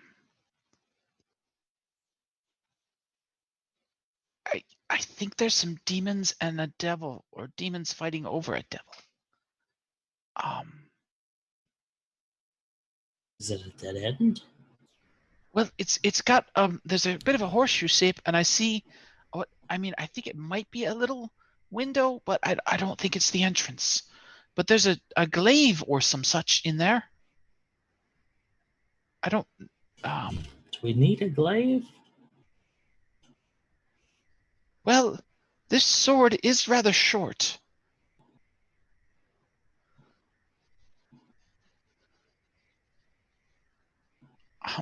Lauren, I think you're talking, but we can't hear you. Whoop.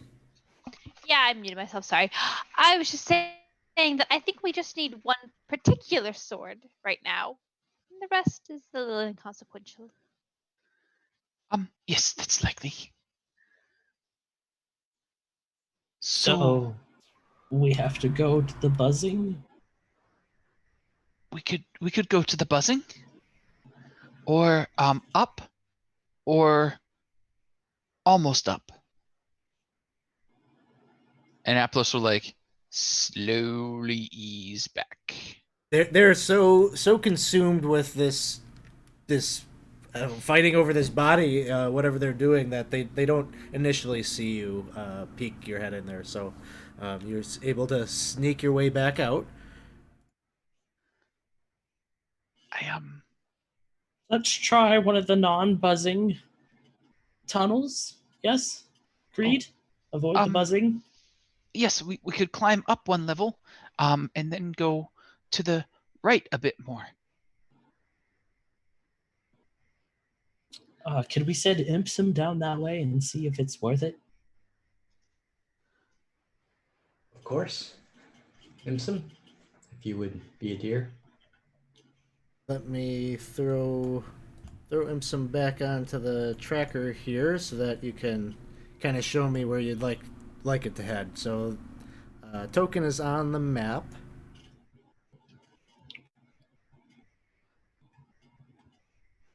Okay, which tunnel did we want him to go up? I think one to the right of the window. window. Yep.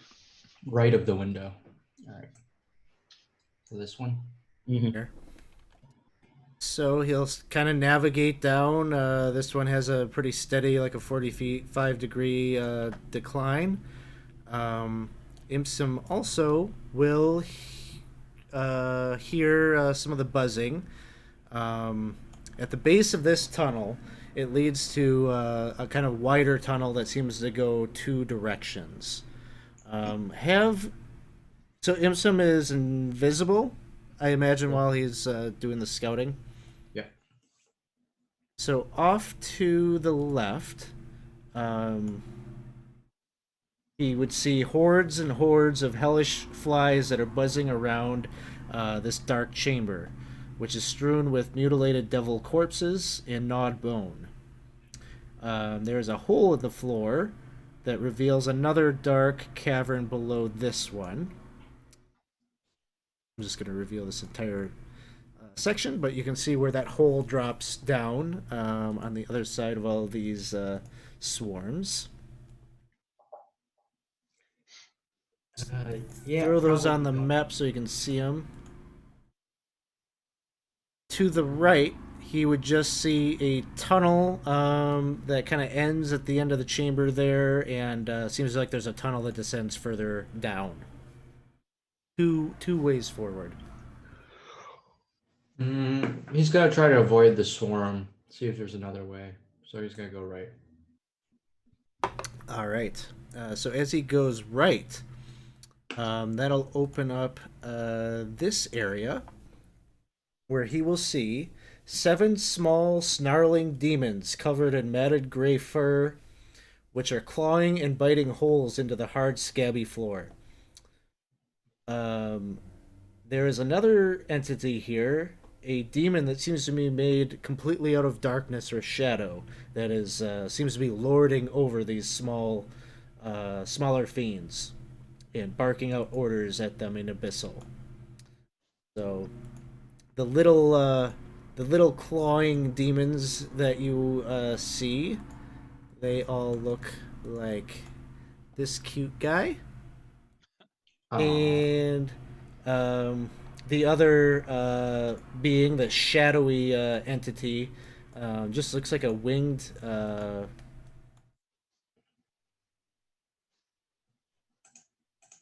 demon made of darkness. yeah. Imsum's gonna nope out of there, head back to us, and report.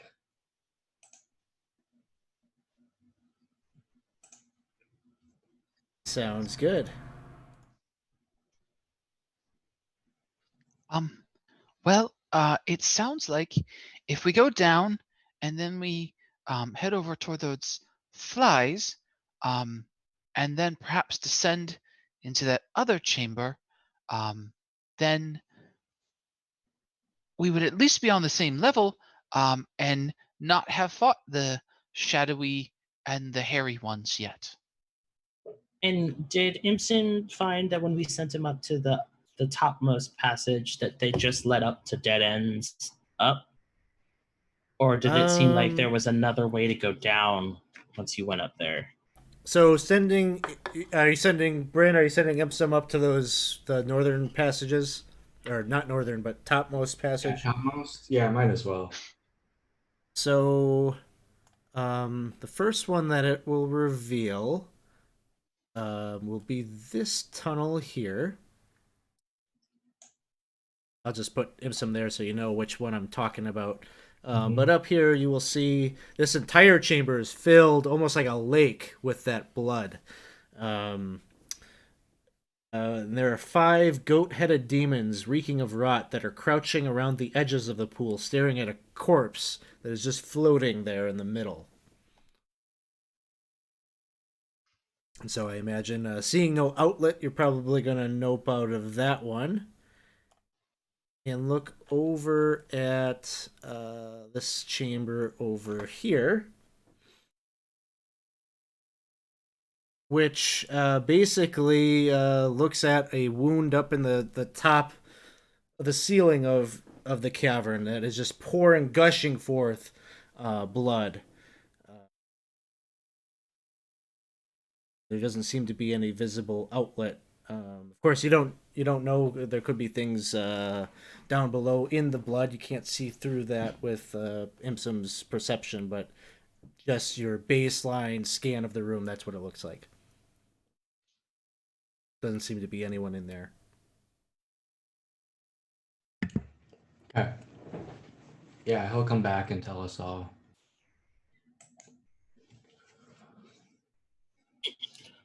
Well, I think the flies are going to be our best bet. Agreed. It's actually kind of upsetting that there are demons hidden in here. Well, there is a bit of a war on. Yes, suppose. Just didn't think they'd be hiding in Avernus.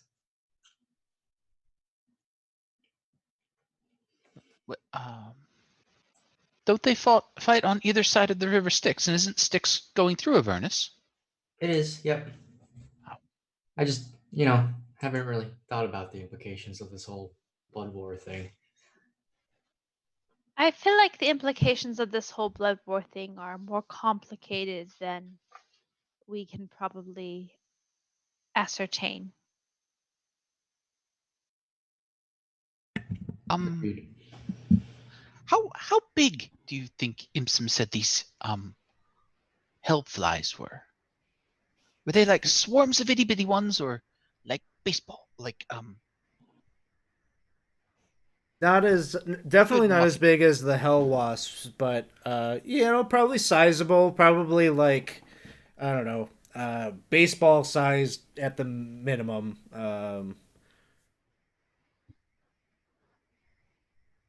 like baseball to basketball size. Is a Yeah. sword. It's hell, so it's got to be a little bit larger than home.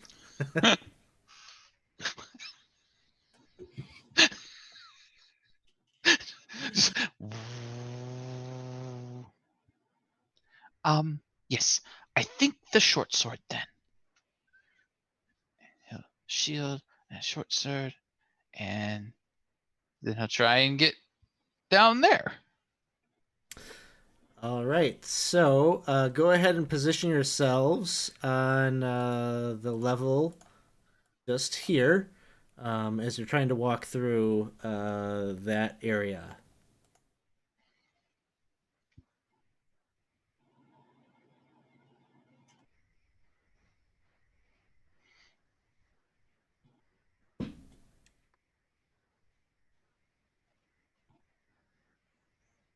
And There's a bunch of stuff off my tracker here.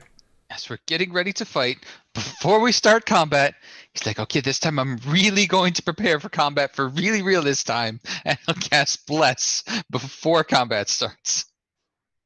For really real. Go ahead.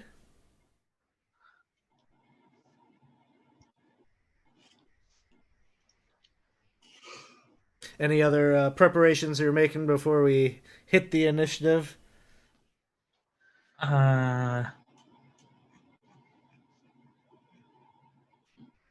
No. I'm Otherwise, trying to we will. kind of like be behind this little thing a little bit if I can. I'm trying to be slightly sneaky in this situation, but Well, there is like kind of like a little bit of a hill here, so you could be, looking over that. Um, so Evangeline, actually, you are up first. all right, lovely. So I am going to try to be sneaky here. So I need to do a stealth check for you. Yeah, give me a stealth check at the Alright. top. Absolutely. Has no idea that you're among the group that is entering the cavern. So sneaky. All right. And I am just gonna try to take a shot, maybe at number 2 there. He's in front. So. Hey, hey! Critical hit. Hey! All right, let me drop my sneak attack on there real quick.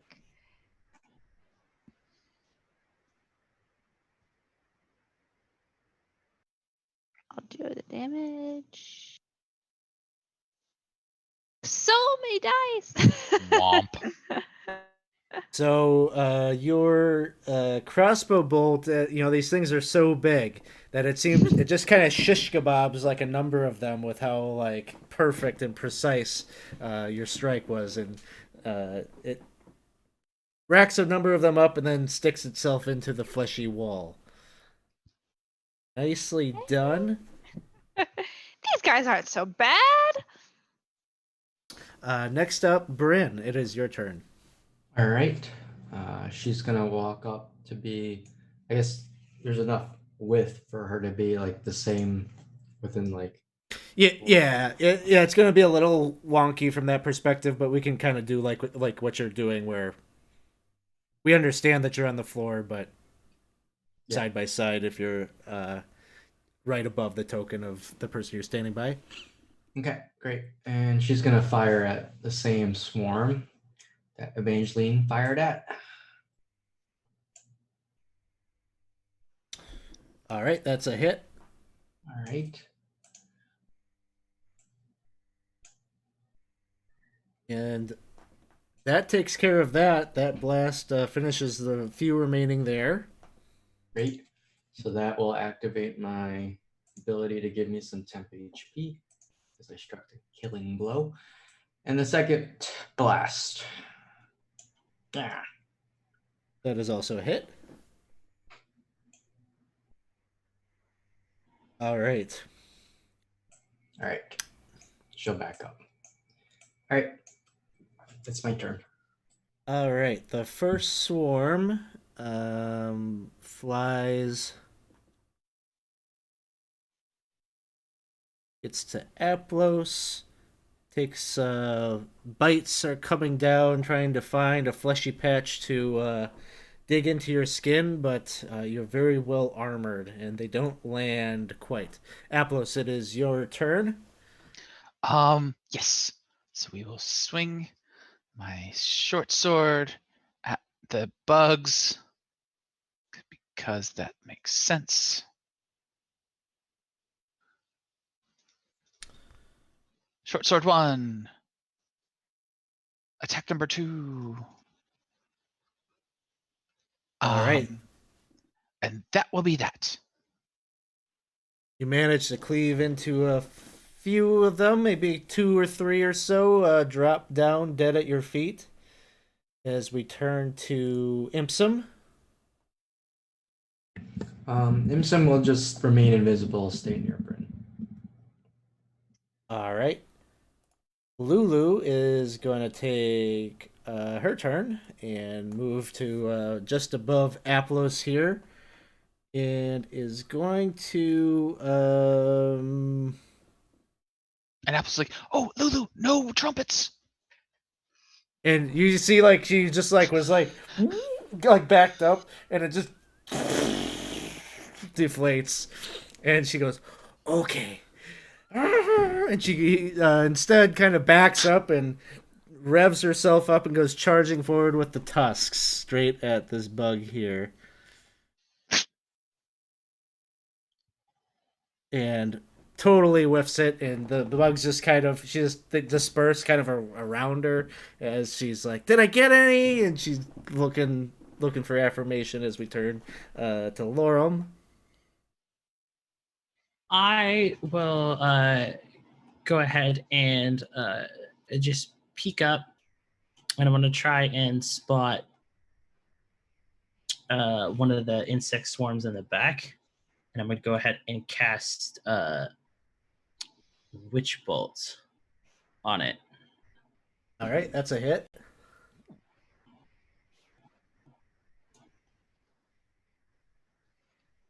Points damage, and you've connected. All right, and that will be, I'll kind of duck back down. Keep it in my line of sight, though. And that will be my turn. Sounds good. The swarms continue forward. This one again getting to right here by Aplos. Try a bite. That one again, no fleshy patches. The other comes flying over by Lulu, and Lulu's hide is just a little too thick for their bites. So we're back at the top, Evangeline. And you're muted. Muted. Sorry, I thought I clicked it. All right, I'm gonna pop out just a little bit, and I am going to take a shot at number 1 here. I think.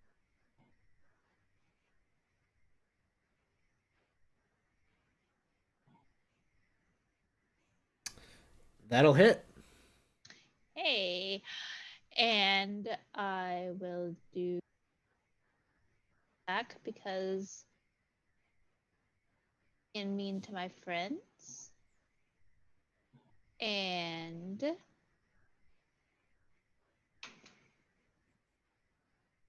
Another bug shish kebab wraps up quite a few of them. That there's still a few left on that swarm. all right, and I will just tell Aplos, Aplos, I think you can just swing and hit these things. They don't seem very strong, and that's my help for Aplos. Bryn. All right.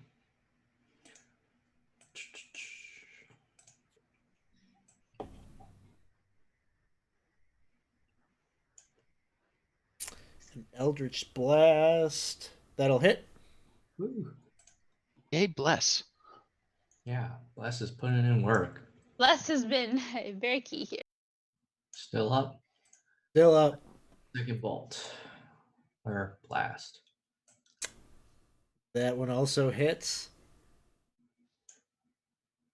And splat. Haha. All right. Aplos is up next. Oh, yes. Just swing. Yes, that does make sense. Swing.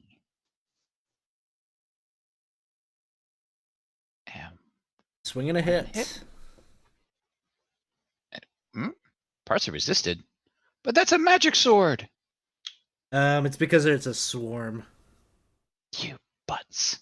And swing again. Swarm with more than half of its hit points. No advantage.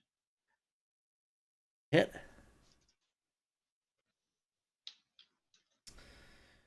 And most of there's like one little like sole survivor that remains of that swarm. That's just.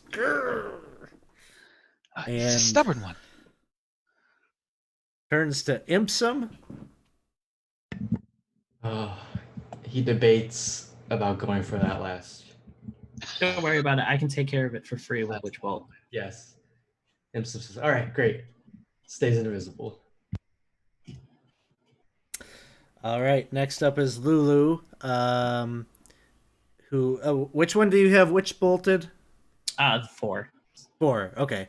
Lulu's smart enough to realize you got it, and we'll move on to this one over here and try again with the tusks. Hits with a 17. Dealing 2 points of damage. And then it is Lorum's turn. All right, I'll use my action to send another surge via Witch Bolt. Take him out. That takes him down. All right, and that will be my. That'll be my turn. Swarm here is going to try to retaliate against Lulu. Takes a swing and misses. They're just all like, this elephant, this animal is just covered in the flies, like some kind of zoo animal, but the little things, they're trying to bite and just not piercing through. Evangeline, it is your turn. All right. So I am just going to try to hit that little swarm of insects right there that's picking on my friends. And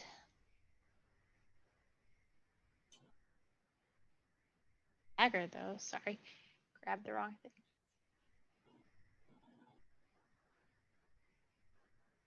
That'll hit. All right.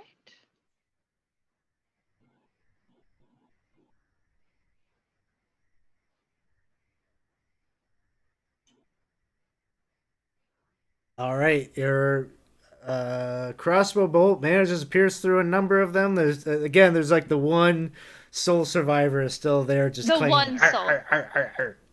And I'll tell Aplos, like, just kill that guy. Aplos has help, and that is it. Oh, All right. I think Miss Bryn might take care of it. I got it. Looks like Bryn's probably got it as long as this roll is. There we go.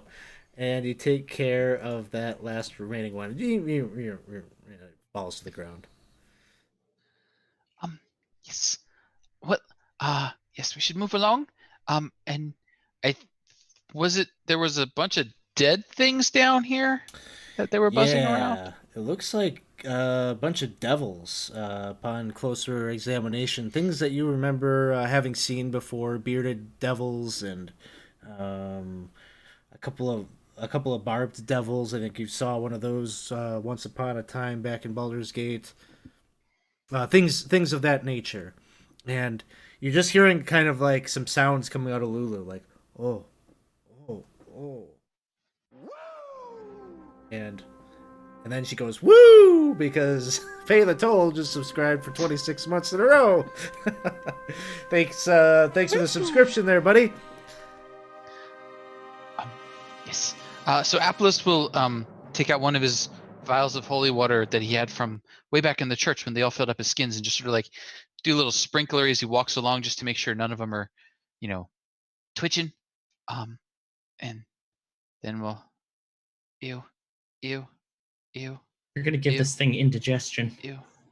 Ew. It's a scab. I don't think it's. Is it trying to eat us? And then he'll sort of like get down on his belly, like cry a little as he creeps to the edge and peer over. And as you're peering down, you'll just see this channel opens up into 3 different directions that you could choose. And as you're doing so, Lulu is starting to verbalize some messages into your brains with her telepathy. She just says, "Oh, I don't like the feeling I am getting from this place, and it's not just the ickiness.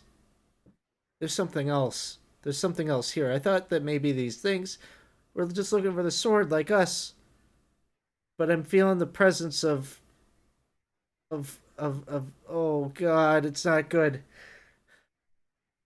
As like I told you guys, this whole thing was constructed to protect the sword from Yinagahu. And I'm feeling, I think he had a pet. It was a big, nasty thing with big teeth. And Yinagahu would use it. His nose would climb into its mouth, and hundreds of them could fit into its belly. Maybe it's trapped in here. Maybe it didn't get out when the building came up. Really don't like hundreds of anything in Avernus.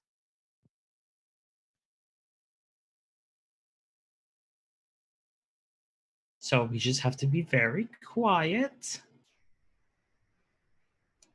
Send him some looking first, just to be Right. safe. Yes, let's have a scout, and all of us.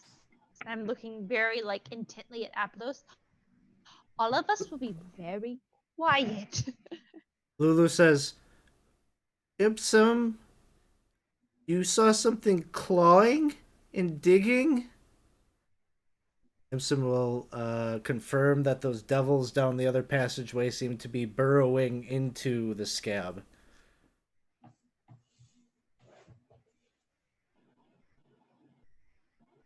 Maybe if it's trapped in here, that's what they're trying to release. Um.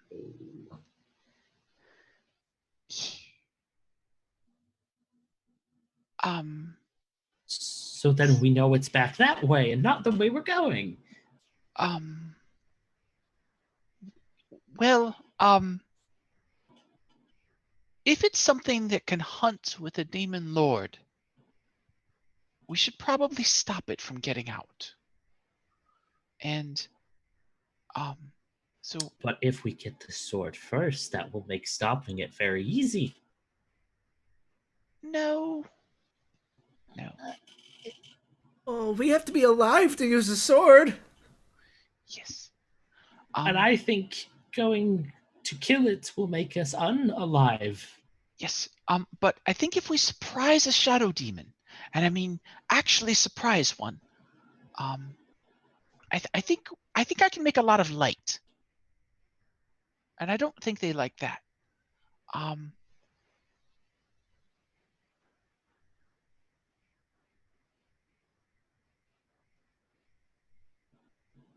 Well, we don't know how long they've been in here. They could have been going at it for weeks. And if that's Not the case, I good. don't think they're going to make a breakthrough anytime soon. I don't know that our luck works that way. I do appreciate your optimism. But I feel concerned that Apthos is appreciating someone else's optimism. I feel like levels here, you know? I don't think it's worth it. If it gets out, it's not going to come after us. It's going to get the hell out. How like But what's maybe Lulu 20 like of its right now? 100 gnolls in its belly come after us. Oh, gnolls aren't that No, bad, aren't they? Lulu They're is just like, gnolls. like like again, like visibly, like kind of shaking, like terrified of So the recognition that this thing is in here. she's terrified of this thing. Like it's like Well, I think even if it's just to settle Lulu's mind, it might be worth it.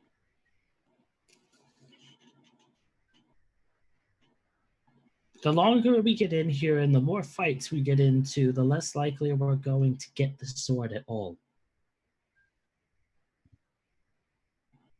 What if there's some sort of test or trial once we get to the sword? If we show up exhausted, Well,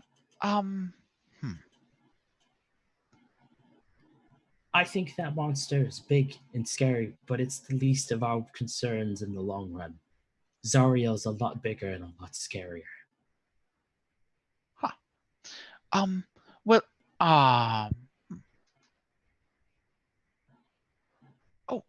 Imsum, would you mind just taking a peek? I can't quite. And he's sort of like leaned as far to the point where he's like starting to do the tip thing, and then he's got to kick his feet to come back up. I can't quite see down that way. Does that go back to where the shadows are, or does that end a bit? Well, I'll find out. This way. So Impsum goes and checks out. I'm going to kind of speed through this a little bit just because of timing purposes, but you'll fly down to this part, and inside this dead end, you'll see that the floor of this dark cyst is again strewn with more bones and dotted with weeping sores. But in here, it almost looks like something maybe made its home in here, as there are shallow niches gorged into the scabby walls that hold an assortment of stoppered flasks, polished black orbs, humanoid skulls, and other curiosities.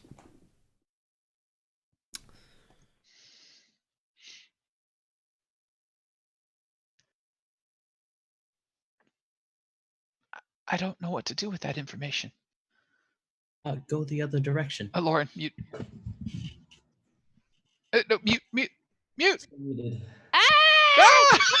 Button and it's not going. I was just saying apples. I don't know either. I feel like I'm agreeing with you. You're such a good whisperer. I couldn't hear you. So, Send him some the other ways. Oh yes. And the other two passages essentially just both kind of end at the same dead end.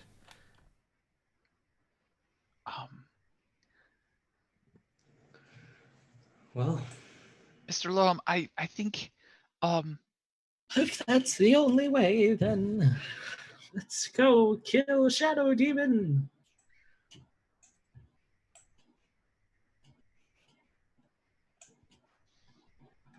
So your group is heading in the direction of where those dretches are. yeah. Okay. Just given our time, a dretch is no opponent for your party, and so we're going to forego that particular combat. However, you don't see any trace of the shadow demon, and perhaps your fear is the battle with the flies maybe made just enough noise that it has made itself scarce. But from that passageway, I'll move Lulu to where you would be right now, where this battle, we're fast forwarding maybe 5 minutes or so, the battle takes place. You can see the evidence of their scratching upon the walls. But there are two passages that lead from this direction. One to the left, and one over here by Lulu seems to take a sharp dip down. You'd definitely have to use some climbing gear or ropes and things to climb down that way. I look to Evangeline and go, I know Lulu has light, but that shadow demon somehow disappearing has me nervous. Could you take out your lantern? The less shadow we have, the better, I think. Oh, Yeah, of course. And I can actually like my lantern, since it is hooded, I can cast anywhere between 5 and 30 feet. So how far do you want to see? It is as far as possible. All right, so 30 feet it is. Woof. Nobody coming within range of us unless they're casting spells. Yes.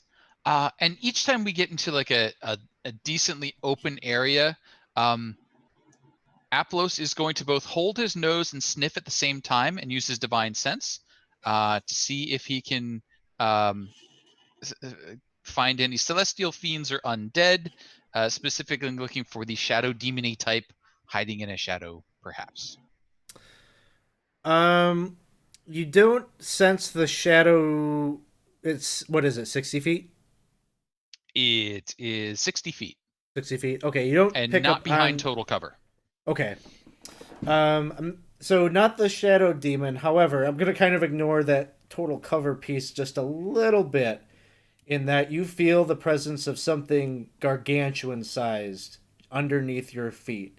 And as you're looking down at the scabby, fleshy floor, you almost feel like you can see it kind of move a little bit. As if there is something that is putting some pressure on the floor underneath you.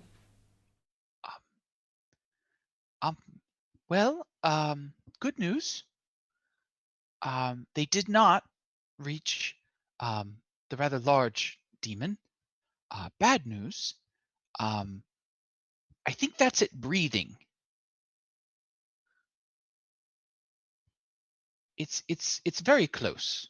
Oh, so moving quickly then, yes. Yes. Light steps. Shuffle the feet. Irregular pattern, just like you're on Arrakis. Yep, move without rhythm. Got it. Yes. Yes. So which way are you headed? Um. Send Imsum one way first. I say we send Imsum down the straight down path. All right. If you see what look like teeth, don't go that way. As Imsim traverses down that passageway, he will see what seems to be a cavity at the base of the alabaster structure. A set of brass double doors stand exposed in the wall of the scab. A relief image on the doors depicts a blindfolded angel wielding a sword, and carved into the door frame are beautiful gold inlaid runes. But there is some business happening at the foot of this door, as there are three goat headed demons with barbed tails that throw themselves against the door as a corpulent ape like fiend with tusks and tiny wings kicks at them, roaring commands in Abyssal. Any of you speak Abyssal? Nope. Would have been a smart thing for us to pick up, but does Imsum? If Probably I only knows Infernal. I will cast comprehend languages on myself. Okay, so so you're that I can heading down understand there? it. Yeah, I it just if Imstum comes back and tells them and lets us know that we are that they hear noises, I will make my way down there, but just enough so that I'm within earshot. Okay. Give me a stealth check. Can I give myself inspiration? Wait, I have inspiration from the chat. I'm gonna use that. Yay! So I'll use that and give myself advantage. And all right, I'll take it. So you move your way down there. And I'm going to put some tokens on here so we get some kind of a visual of what's happening.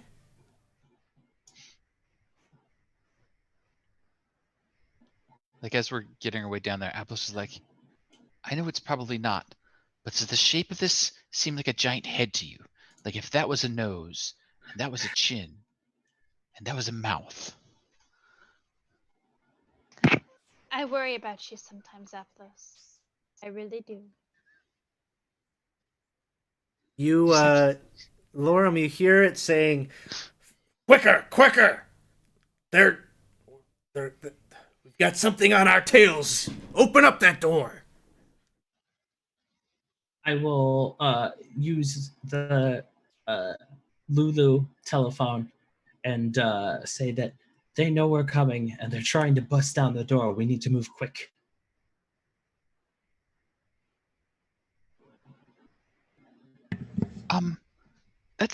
That sounds like a bit of a drop. Do we have a way to get down a drop like that quick? Besides the obvious. I don't want to do the obvious way. I think I can get myself to the floor. Lulu will suggest that she could potentially take one. I can take. If you can take one, I can shoot from up here, right? How far are we? Am I within range to just shoot from? Yeah, I mean, you top? definitely be as long as you're not using like a hand crossbow or something, you should be totally in range. All right, yeah. So if you guys drop down, I can shoot from up here and give you cover.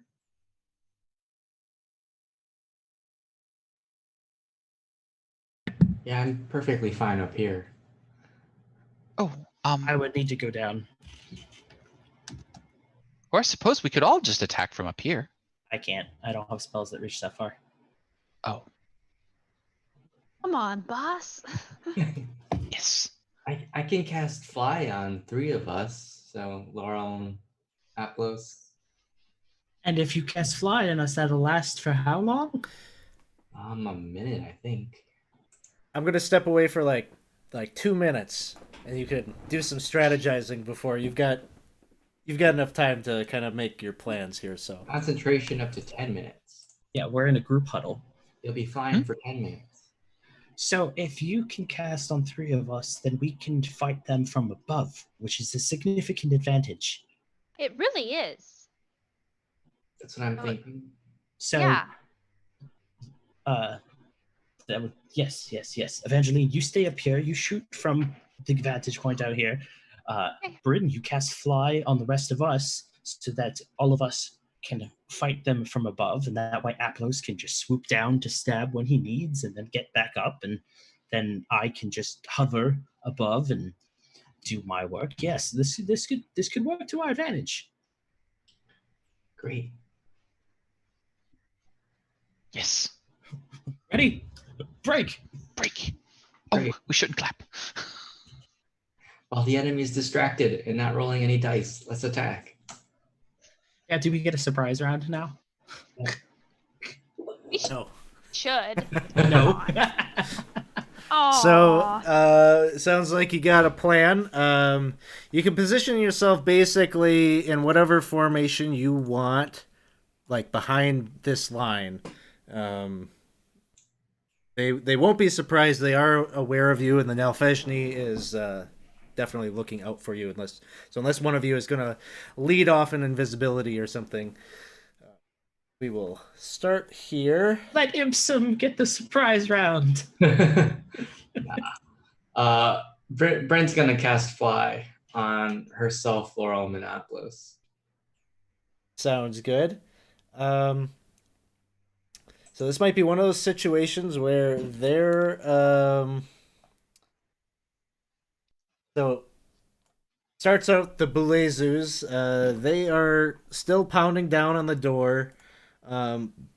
Trantlox will see Aplos as he's kind of making his way down the corner. He'll start shouting the command that they're here, and he looks up at you, Aplos, and you see him say, "Hold! Hold!" He's speaking in the common tongue now.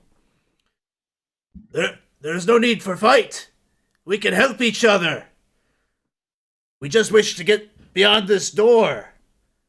Certainly there is plenty of treasure for all. If we could work together, we could enter into a partnership. Tell us what you want. And his turn will pass.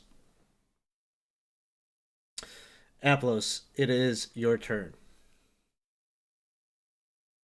Uh, but, and he sort of looks back to Lorm.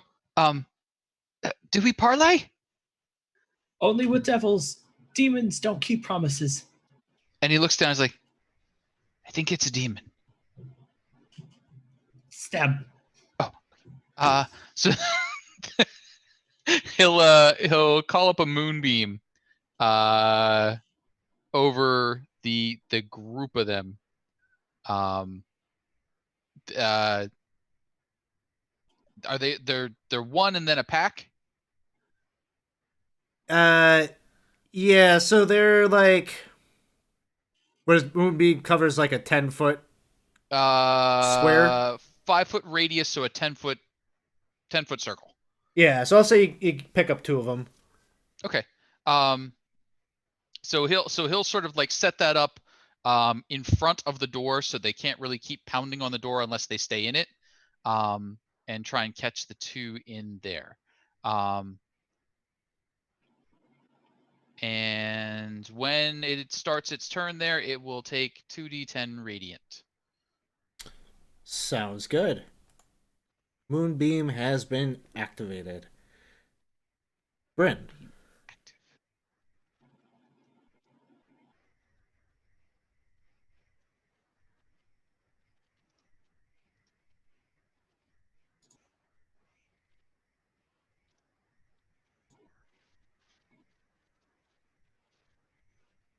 Oh wait, that's 90 feet. Brennan, you muted. Sorry. Yeah. Okay. She's gonna fire Eldritch Blast at Tramp Locks. Okay.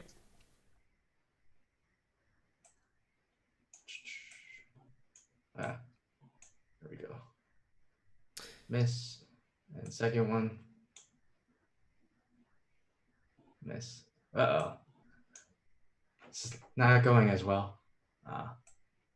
Moving back. Lulu is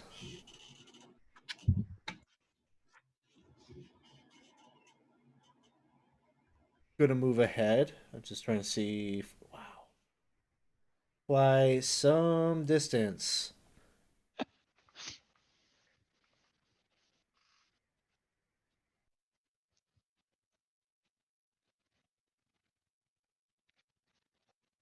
Can actually get all the way to the Nelfejni from where it was. He's gonna go ahead and give it the old trumpet of sparkles. As a bunch of radiant confetti pops out of her trunk. Unfortunately, it makes the saving throw, and it's been a while. Ooh. Oh, but evil creatures have disadvantage on the roll. Did he do it at disadvantage? Feels like he didn't. I'm guessing Fantasy Grounds probably doesn't have a way to code alignment. But still succeeds. But half as much damage on a successful save. So ends up taking 9 points of radiant damage. As we turn to the Bulezus, number 3 is the one that's not in the Moonbeam.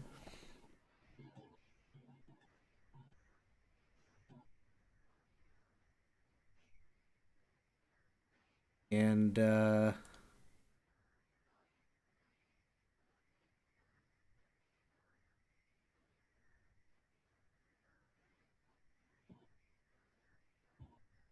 you see it kind of run. It makes like a dash, like across the floor and away from the door. Evangeline, it is your turn. All right. So I'm assuming since I'm kind of up here, I can kind of like be a little sneaky and hide behind something so that I can try to sneak. Just give me the stealth roll. All right. A flesh ghillie suit. Ugh. Oof. A That one wasn't 9, great. probably. Which one are you gonna go after? I was just gonna try to do the big guy here, Trantlocks. Before we decide if that Okay. fails or not, inspiration. Hey! Oh, I guess I can't do that until my turn. Never mind then. Yeah, 'cause unless we're you in- had we're already- in Well, you know what? initiative. I actually do have like regular inspiration. I just don't know if it's worth burning it at this juncture or not. You could always just burn it on the attack. That's true. Right. That's true. Yeah, Let's do and that. unless it's like a really clutch moment, I usually prefer if you'll do the advantage before your roll. So, right, but, right. That makes but sense. that, All right. that Well, I'm just if gonna. your objective is to get the sneak attack, yeah, just use it on the attack. All right. So I'm gonna try to just do the attack here. Let's see. And actually, even if you hit, you got Lulu there to help you. So. Oh, You I didn't didn't get your realize. attack. You didn't Oh. get your advantage. I didn't get my advantage. No. Hold on. Let me just run it again real quick. Yes, I forgot Lulu was right there, so I didn't even have to be all sneaky. I forgot that she had such amazing flight there that I just use that. There we go. Nice. All right, there's All a right. hit. So that hits, and yes, my sweet friend Lulu here is right there. So I will have sneak attack based on her.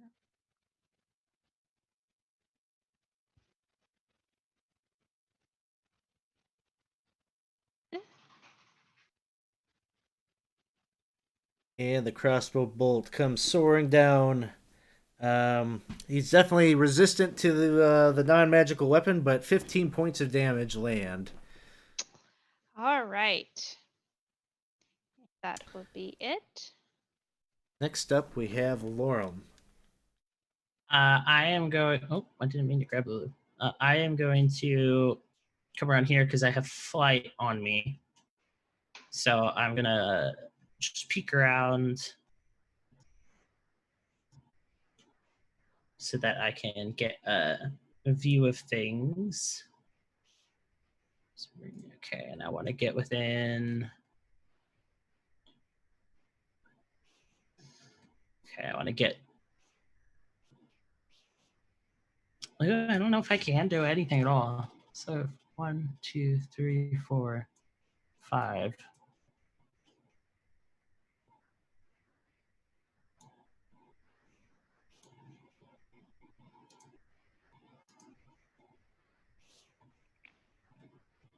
One, 2, 3, 4, 5, 6. 1, 2, 3, 4, 5, 6. I can't do anything. I will go ahead and just use dash to get within 30 feet of this guy. And that'll be my turn. As you do that, you will take an attack of opportunity from the shadow demon there. Oh, great.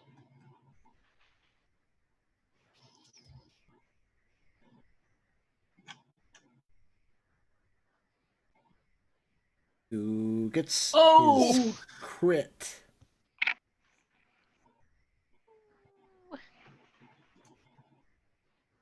And as his claw passes through you, it doesn't physically wound you, but it's your psyche that is just feeling all scrambled up, and fragments of your adventure are just kind of like popping out of your mind as you take that damage. Ouch. Imsum. Just gonna stay with Bryn. Sounds good. The Belezo 1 is in the moonbeam. In the Moonbeam Blazu 1, cast.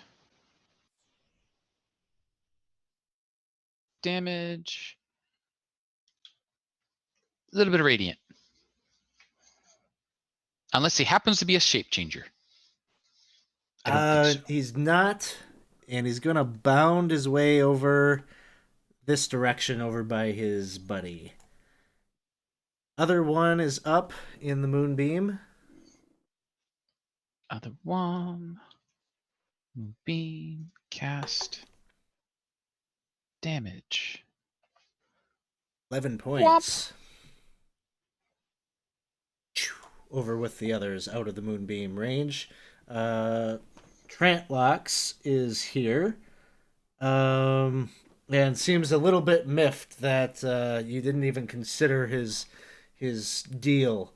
Um, but he is first going to um,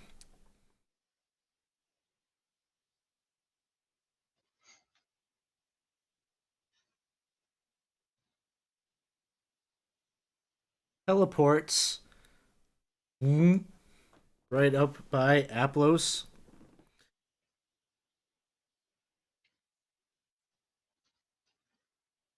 Hello.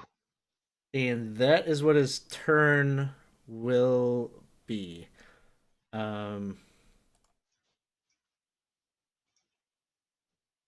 Next up is the Shadow Demon, who is going to be in pursuit of Lorum. Makes an attack with the claws, but an 11 will miss. Aplos, it is your turn. Oh, yes, hello. He will attempt to hit this demon. The moonbeam's just going to sit out there looking pretty. I'm going to burn an inspiration that I had for advantage on the attack and swing at Trantlocks with my short sword. And I will That's a hit. hit. I will do damage. Maybe. Very minuscule damage, but I will throw a first level smite behind it and do that many more points of the radiant. All right, 6 more. I will do a regular short sword attack. Wait a minute. Shouldn't What? shouldn't your Wait. damage with the short sword been more? Shouldn't it have been 4 more? Because of Why your is my strength mod? short sword damage only one? It should be. Okay. Hang on. Something wrong here. I'll make the adjustment manually right now. There must be something wrong. My short sword is not getting my strength. It is not getting my strength. Let's see. Wrong one there. You got it now. There. Okay. Yep. That's weird that it didn't do that by default. But there it is. Okay.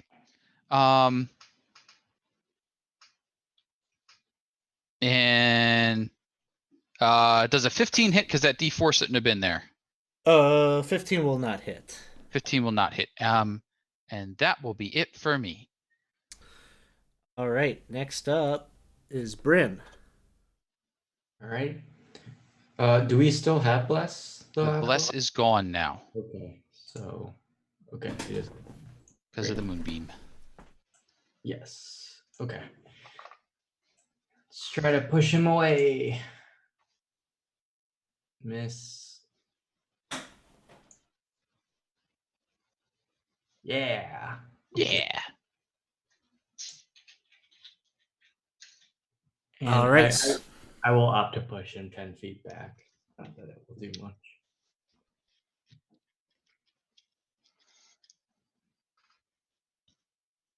All right. Lulu is up next, and Lulu will see that Lorum is maybe in a little bit of need of an assist. Comes over here. Going to give it the Trumpet of Sparkles. It makes its saving throw. It really should be at disadvantage, though. It's just not. We'll do a second one. Both save. Half damage. So. Oh. 19 points of radiant damage. Bulazu number 3 here. Going to continue over here. Lorum, you see it as it starts to climb up just a bit. Seems to be clawing at that fleshy wall there, trying to get up and out. Maybe making its way towards this tunnel just to your left. Then it is Evangeline. It is your turn. All right. So I am going to try to just hit this Trantlox again. I'm trying to be stealthy now that he's moved away a little. So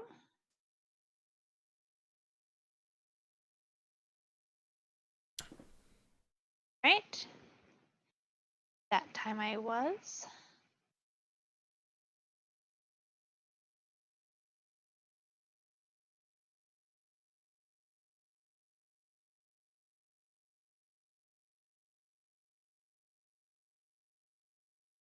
Are those rolls showing up?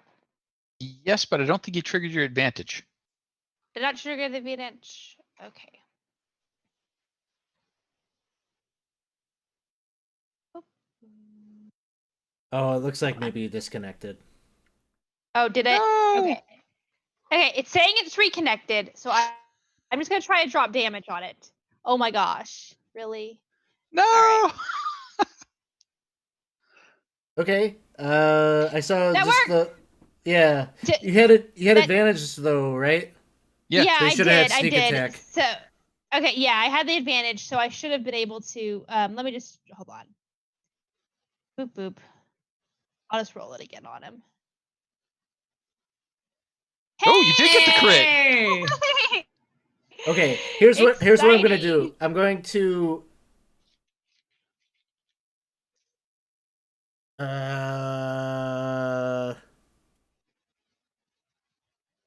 I'm gonna take off the damage that you already applied, Yeah, and then then you Take can off get the your damage. crit. Yeah, and I'll put the sneak attack on me, and then I'll put it on him. There it is. There we go. Whoa. Right in the chest. Black Much ichor is better. pouring forth. Still up. Ah, damn it. All right. Lorem. I am going to. I am going to.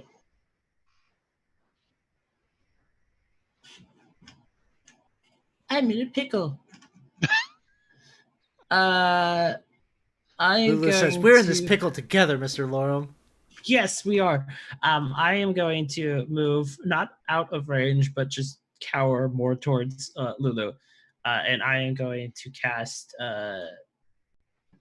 Shatter just out of range, so that it only hits the shadow demon. All right, Yes. it fails. And I'm casting that at 3rd level, so I get an extra D8.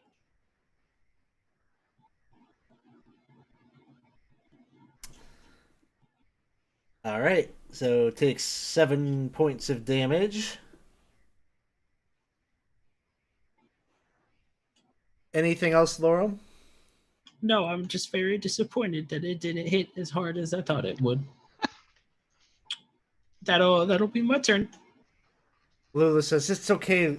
It's okay, Lorem. If we're here together, we're not in a pickle. It's a deli sandwich."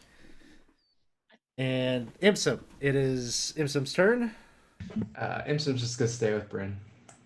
On fancy. Lazu 1 here is also, all of them are essentially climbing up this wall here. The next one as well. Trantlox is gonna move forward, fly forward, and attack Aplos in the front. Makes 3 attacks, one with its bite. Oh. Oh my god. This is not the one to get the crit on. There's a lot of dice. Oh. 74 points of damage. So that is one shy of me being unconscious. So I have 1 hit point right now. Hey, chat. Rips like part of like your shoulder pauldron off and just like spits it on the ground. Laurel And and shoulder. Lulu have to kind of dive out of the way. Yes, you're adding to the blood decor of the place as the claws come in. First one is a 20, which misses. Clean miss by 1. Second attack is a Oh. 24. Oh no. So Aplos is going to drop unconscious. Aplos, you were standing, right? Like, you were standing on the I'm precipice there? still right there on the precipice. So, I'm still under the influence of a fly spell, I think. I don't know what that does, though, if you go unconscious. I think you just drop. Hopefully hover. That would be nice. let me just see real quick. I am actually kind of curious. Do you have to will the fly spell, or is it the caster? It says I gain a flying speed of 60 for the duration. It doesn't say anything about... Oh, it being like a feather fall kind of thing. Yeah, no additional info there. So let's just make it a percentile. I'm gonna say there's a 20% chance you don't fall, that you like land on the ledge there in such a way that you don't drop. Just roll me percentile. Try to get an 80 or higher. How about a 55? You'll drop and just take one death save failure. Got it. All right, chat, step up here. The shadow demon. Shadow demon is wrapped up here with Lulu and Lorem. It's gonna go after what Lulu just did to it with her radiant damage. She's gonna go after Lulu. Hits, and deals psychic damage to Lulu. 12 points. Aplos is up next. Any advantage? Any dressing up? I don't believe I get anything because I am unconscious. All right. So I'm I just trying to like talk to the chat. Or just someone in hit the chat. button here. Yeah. So one success. One success. Hey. Bryn, you're up next. Okay. Is there a way for me to fly around Trent locks and not provoke an opportunity? I'm gonna say no, just because he kind of was intentionally kind of trying to block you all and separate you. Well, that's not what I wanted. Okay.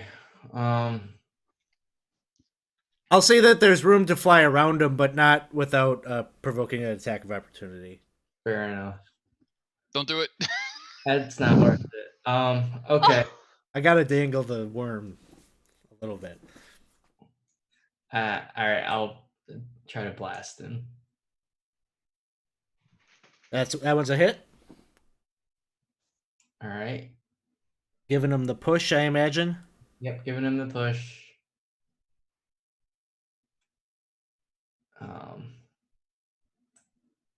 Second one.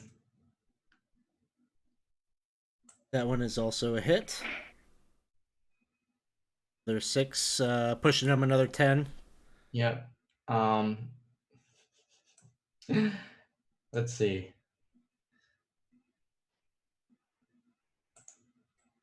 I'm probably gonna regret this, but I'm gonna fly out. 5, 10.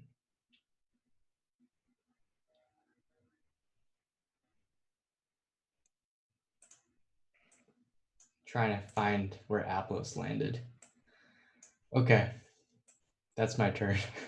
Sounds good. Lulu is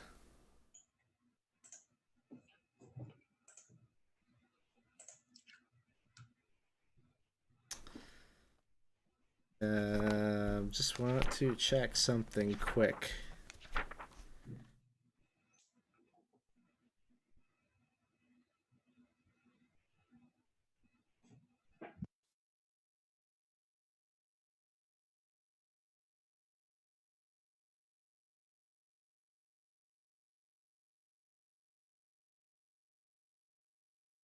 Lulu will attempt to cast a spell on Trantlocks.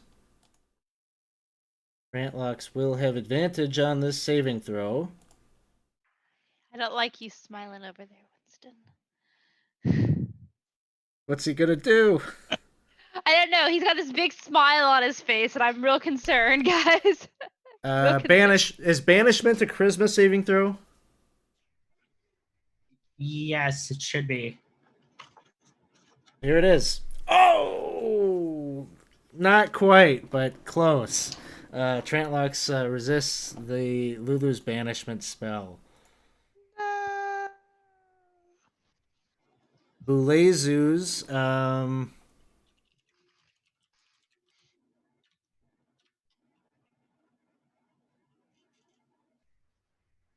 Bulezu number 3 does a standing leap and jumps back down to where Aplos is laying.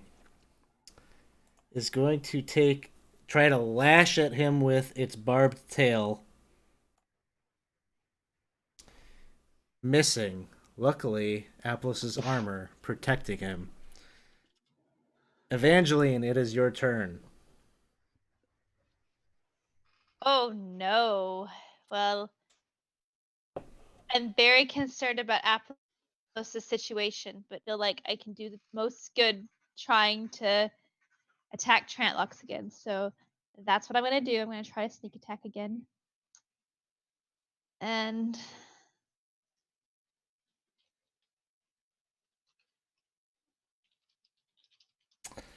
A 17 against its passive perception. You are hidden. You have advantage. Hooray! All right, let's see this.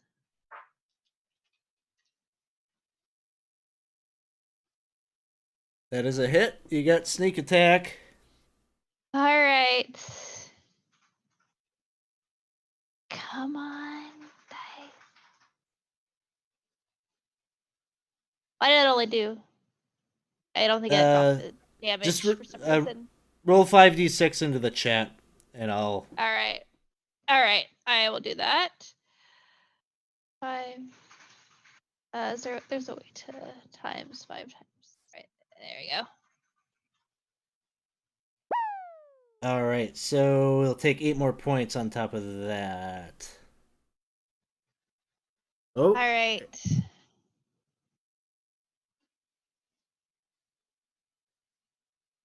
Oh, everything froze.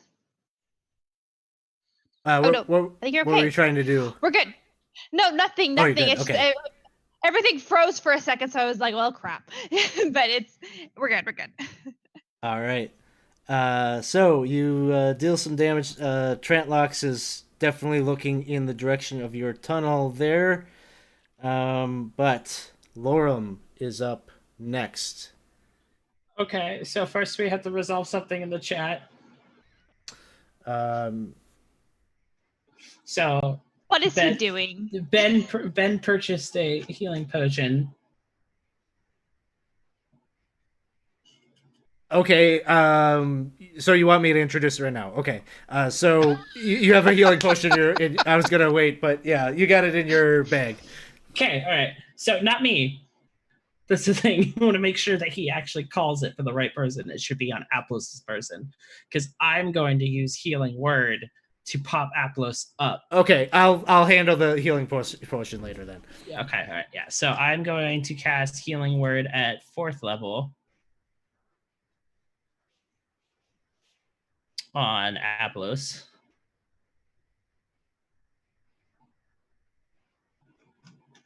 And then as a bonus action, I am also going to give him inspiration. All right. Sounds good. That will be my turn. So, I was going to suggest that maybe Imsum realized that Bryn had purchased one, had been gifted a healing potion before you left Baldur's Gate, but it seems like the will of the people is that it be on Aplos' body. But Maybe Imsum sees that the healing potion is there. I don't know if he wants to play Water Boy or not. But it is Imsum's turn. He's just gonna stick with Bryn right now. Okay, fair enough. We will turn then to the Bulezus, and they see that Aplos is still there on the ground. I'm gonna kind of do the same thing that we were doing with y'all. He's on the ground next to this one right here. They're just kind of lined up, right next to each other. Gonna take a swing with the barbed tail, but a 19 does not enough to do damage. So Belezu 2. Again, I'm just gonna stack them up like that. But they're all just standing next to each other, just lashing down on the heavily armored Aplos. Barbed tail attack. An 18 misses. Oh, Meanwhile, up top. Trantlock's got the sneak attack on him. Oh, good call. Okay. That would hurt somebody. That would hurt real bad.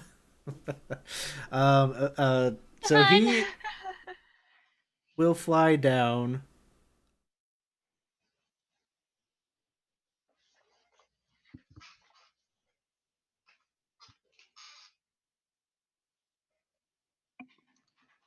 Actually, gonna move and then teleport himself. Vroom. That bastard. Nutty. Shadow Demon is Cool, gonna cool. take its turn and take a swing at Lulu. 22 will hit. 6 points of damage. Lulu is looking pretty heavily beat up at this point. As we turn to Aplos, these things are just wailing down, dung, dung, dung, on your armor. Yeah. So Aplos is sort of like, he goes to pop himself up and then realizes he can still fly, so he just sort of like whoop stands up. And he's like, enough, go away. And he will try and turn the Faithless on the 4 that are within 30 feet of him when he floats up his 5 feet. And that is hopefully coded properly.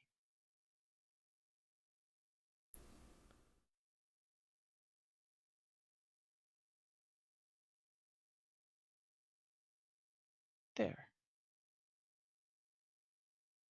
Ooh. All failures except the Shadow Demon. Okay, well that takes 3 out of the combat for the moment. And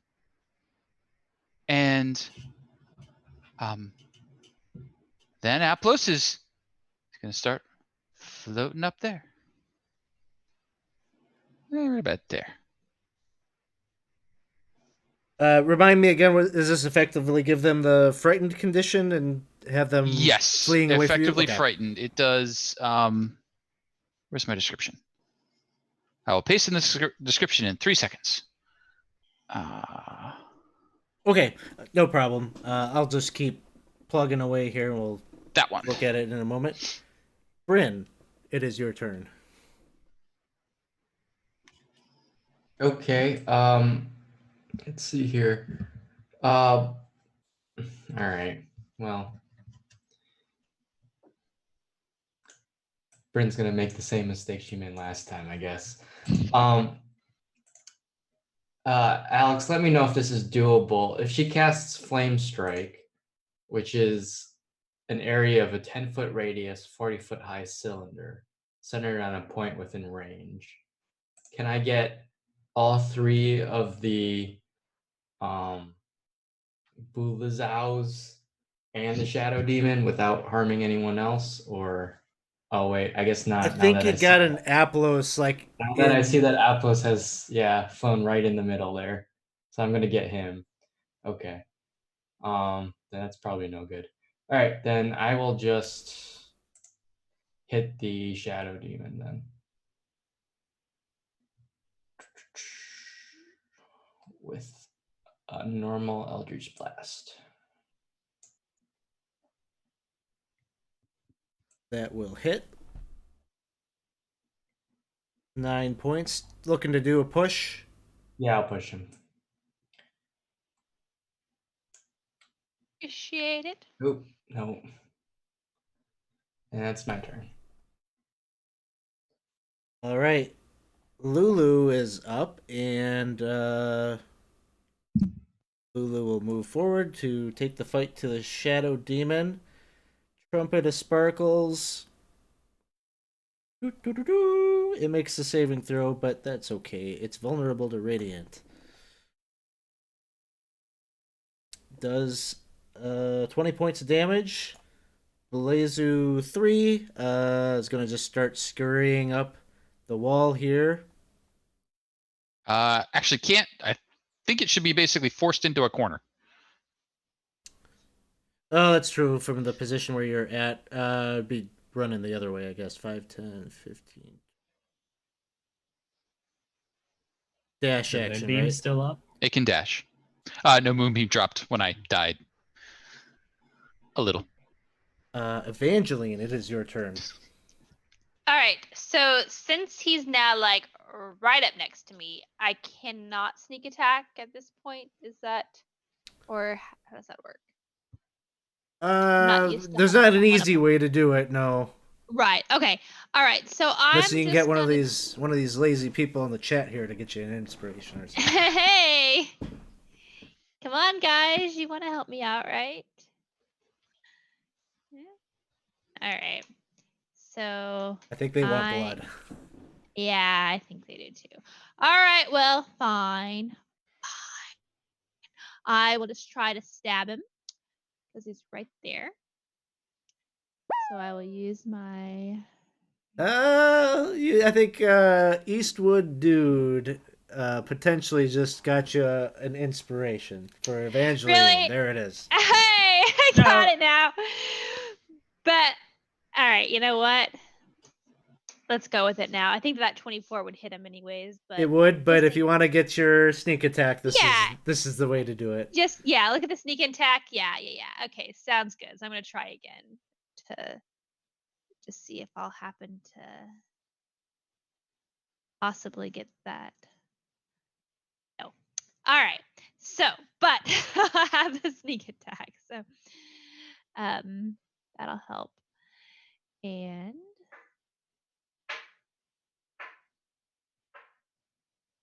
All right, 8 points, and we've been playing so long that Kogo is awake, and everyone has been purchased an inspiration. Kogo! Woo! Thanks, Kogo. Morning, Kogo. All right. All right. Yep. Next up is anything else, Evangeline? No, I'm just gonna hang out, and if he tries to attack me, I'll do some reaction. But otherwise, I'm just chilling here. Sounds good. Lorem, it is your turn. All right, I am going to go ahead and cast a healing word at 3rd level on Aplos again. Yay, hit points. Yeah. And then I will go ahead and give Aplos. And no, I think that'll be my turn. All right. Wait, that's a Oh. healing word is a bonus action, right? Which means I can use Yes. a cantrip. Yeah, I Mhm. always Yep. forget that. I will go ahead and use Vicious Mockery on the Shadow Demon. Ooh! Hey, it actually got him! landed! Look at that. Hey! He deserves it too. Like, come on now. Right. All right. All right, and that is my turn. Let's see. Anything for Imsum? No. Belezu 1 will also be just dashing its way over here. Belezu 2, same thing. From the turn effect from Aplos. And here potentially is where the pain is brought. It does. I'm going to use my unsettling visage on him if he's going to make an attack. Disadvantage on one of the attacks? Is that essentially what it is? Okay. So the first one is the one that you wanted on. And it is a 28 to hit. Still hits. Damn. All right. Yikes. Oof. 49 points of damage. I already that's true. used the visage. That's so right. I can't use the dodge. Yes. Yeah. Claw attack. Oof. The 26 to hit. Yeah. That'll hit. And Ouch. still up. I am looks still like. up. I'm a tough little Third attack Ugh. is a nat 1. Oh. Hey! So he has to roll his little thing there, right? Roll the fumble table. Only in the community campaign, unfortunately. Come on. All right. With the luck, your luck though, I'd roll the one where he gets to make another attack or something because there's some crazy stuff on that table. That's true. But you survive another round as a shadow demon is going to attempt to take another swat at Lulu, but misses. Aplos. Okay. Gonna make an attack on this shadow demon here. I've got a bardic inspiration for 10 plus for a D10 if I need it. Not gonna use it on that one. We're gonna do our hit. That takes down the shadow demon. Okay, then we're going to fly as fast as we can, straight up. 1, 2, 3, 4, 5, 6, 8, 9, 10, 11, 12. Okay. I will get to there. Oh.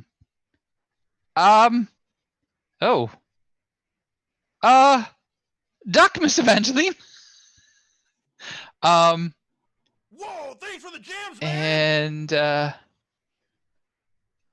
yeah, that's it. Just duck. Just good luck. Thank you to the chat, Kogo, for the cheer. Appreciate that. Woo! Bryn is up next. Okay.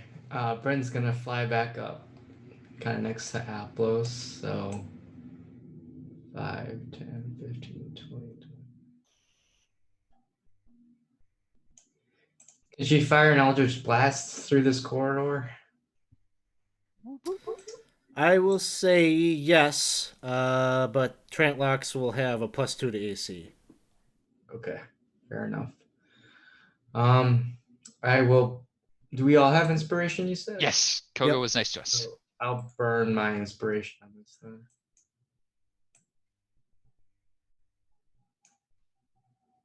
That's a hit.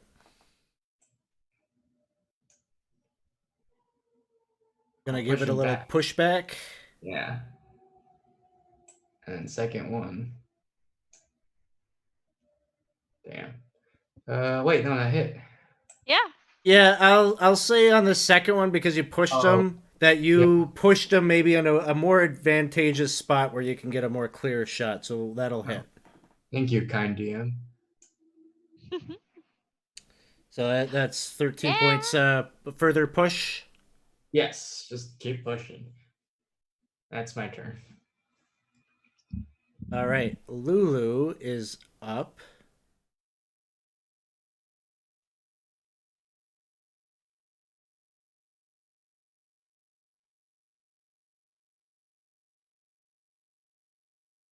Oh. Aplos, if those creatures down there get hit with damage, does that impact their turn? Damage does revoke the turn.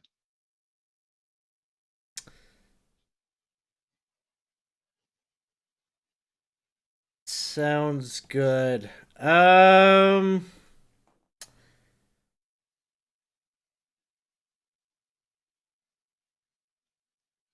Lulu, no.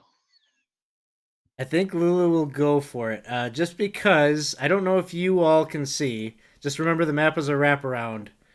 There are tunnels on the other side that those things could Oh. climb up to, and so I think Lulu is going to see that they are fleeing, and you get ads in the dungeon this way, so she's gonna fly down there and give them the old trumpet of blasting. I don't know if we've ever seen her use this one, but Ooh. Is this what No. deafened the poor children? It might have been. not that's it's like a more advanced version of that where it Ooh. actually does Ooh. damage. Ooh. So Everyone plug your ears. Womp. So there's one success in there.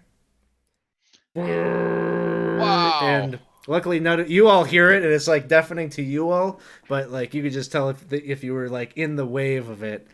Um yeah, no good, but it does end up blasting away a couple of these Belezus, or the one of them at least. So that is that. Thanks, Lulu. That definitely won't draw the ads you were trying to prevent by them running away. Well, um I more think of a direct assist probably was what was going to happen. So Belezu 3 is going to move up here by Lulu. Take a swing and misses. Evangeline, it is your turn. All right. So how far is the drop there from the little ledge I'm on down to the? Like 80 feet? The drop down. Yeah, the drop down. I mean, it's Just significant. okay. I 10, mean, I 20, have 30, rope, so I 40, could 50, like. 60, 70, 80, 90, 100 feet it looks like. All right. I mean, like I could like rappel down. I'm just trying to think if that would do me any good at all to be trying to do that. I'm thinking probably not. So, I am just going to try to take a shot then at Trantlocks again, and I'll use my inspiration again for that. And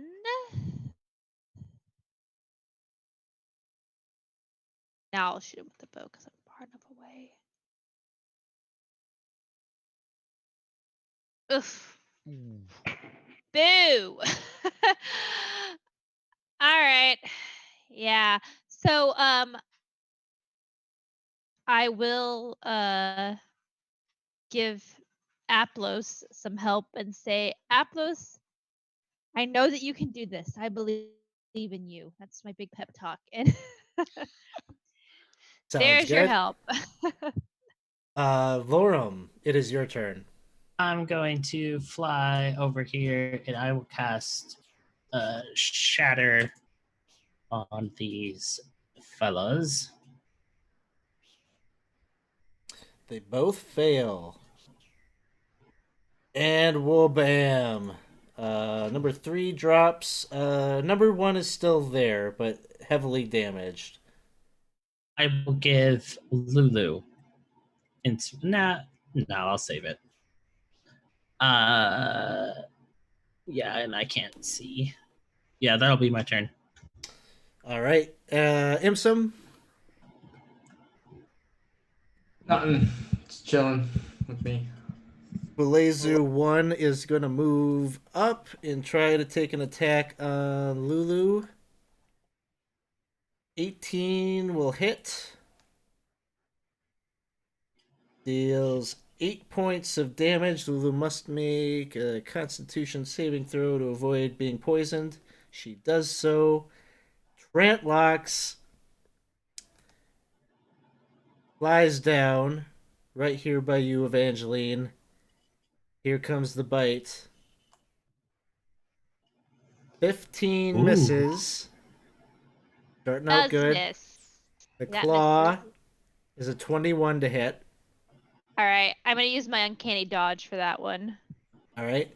So that will be end up being 9 points of damage to you. You're still up. Still up. Still alive. Here's the last one. The claw. The claw. 19. Oof. Yeah, that hits.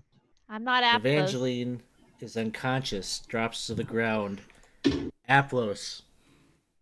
So Aplos is like watching this happen, and he's like about to charge forward, and instead he just hits the little fleshy wall and then jumps backwards. And as he does so, he cuts out his fly, so he starts to plummet backwards. After he gets to about here, he casts Misty Step, appears right above the buffer, and turns around and tries to stab him with all that inertia. Because I can. Ooh. Style points. Style Yeah, points, that's and I'm going to use super up snaz. my chat room inspiration there. I think So you have with to kill him advantage, now. Just rules of Rule of cool. please. yeah, Rule of cool. It Come just has to on. happen. 19 for 28. I'll 28. take it. And we will throw a third level smite behind this one. Here we go. So that's 2 plus that many d8. So 26. And then we'll just like gunk with the sword again. And miss completely on that one. Oh. Just like, I hit him a little too hard and I sort of slid off. And I stand back up. So yeah, you do the old Sephiroth slice down his back, adding the smite in there, and he's looking pretty beat up. You've got him on the ropes, but he's not done yet. As we turn to Bryn, Alrighty. so he's back in the spot where he's got a little bit of cover. Doesn't matter, you got him. 12 points. He's still up. Ugh. Come on, Brent. Die. Another die, hit. Die. 5 points. He's still up. Come on. We turn to Lulu, who,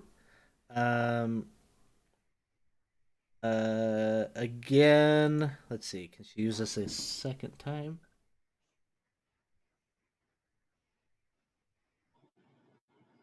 Yeah, she sure can. She'll hit him again with the Trumpet of Blasting. He fails.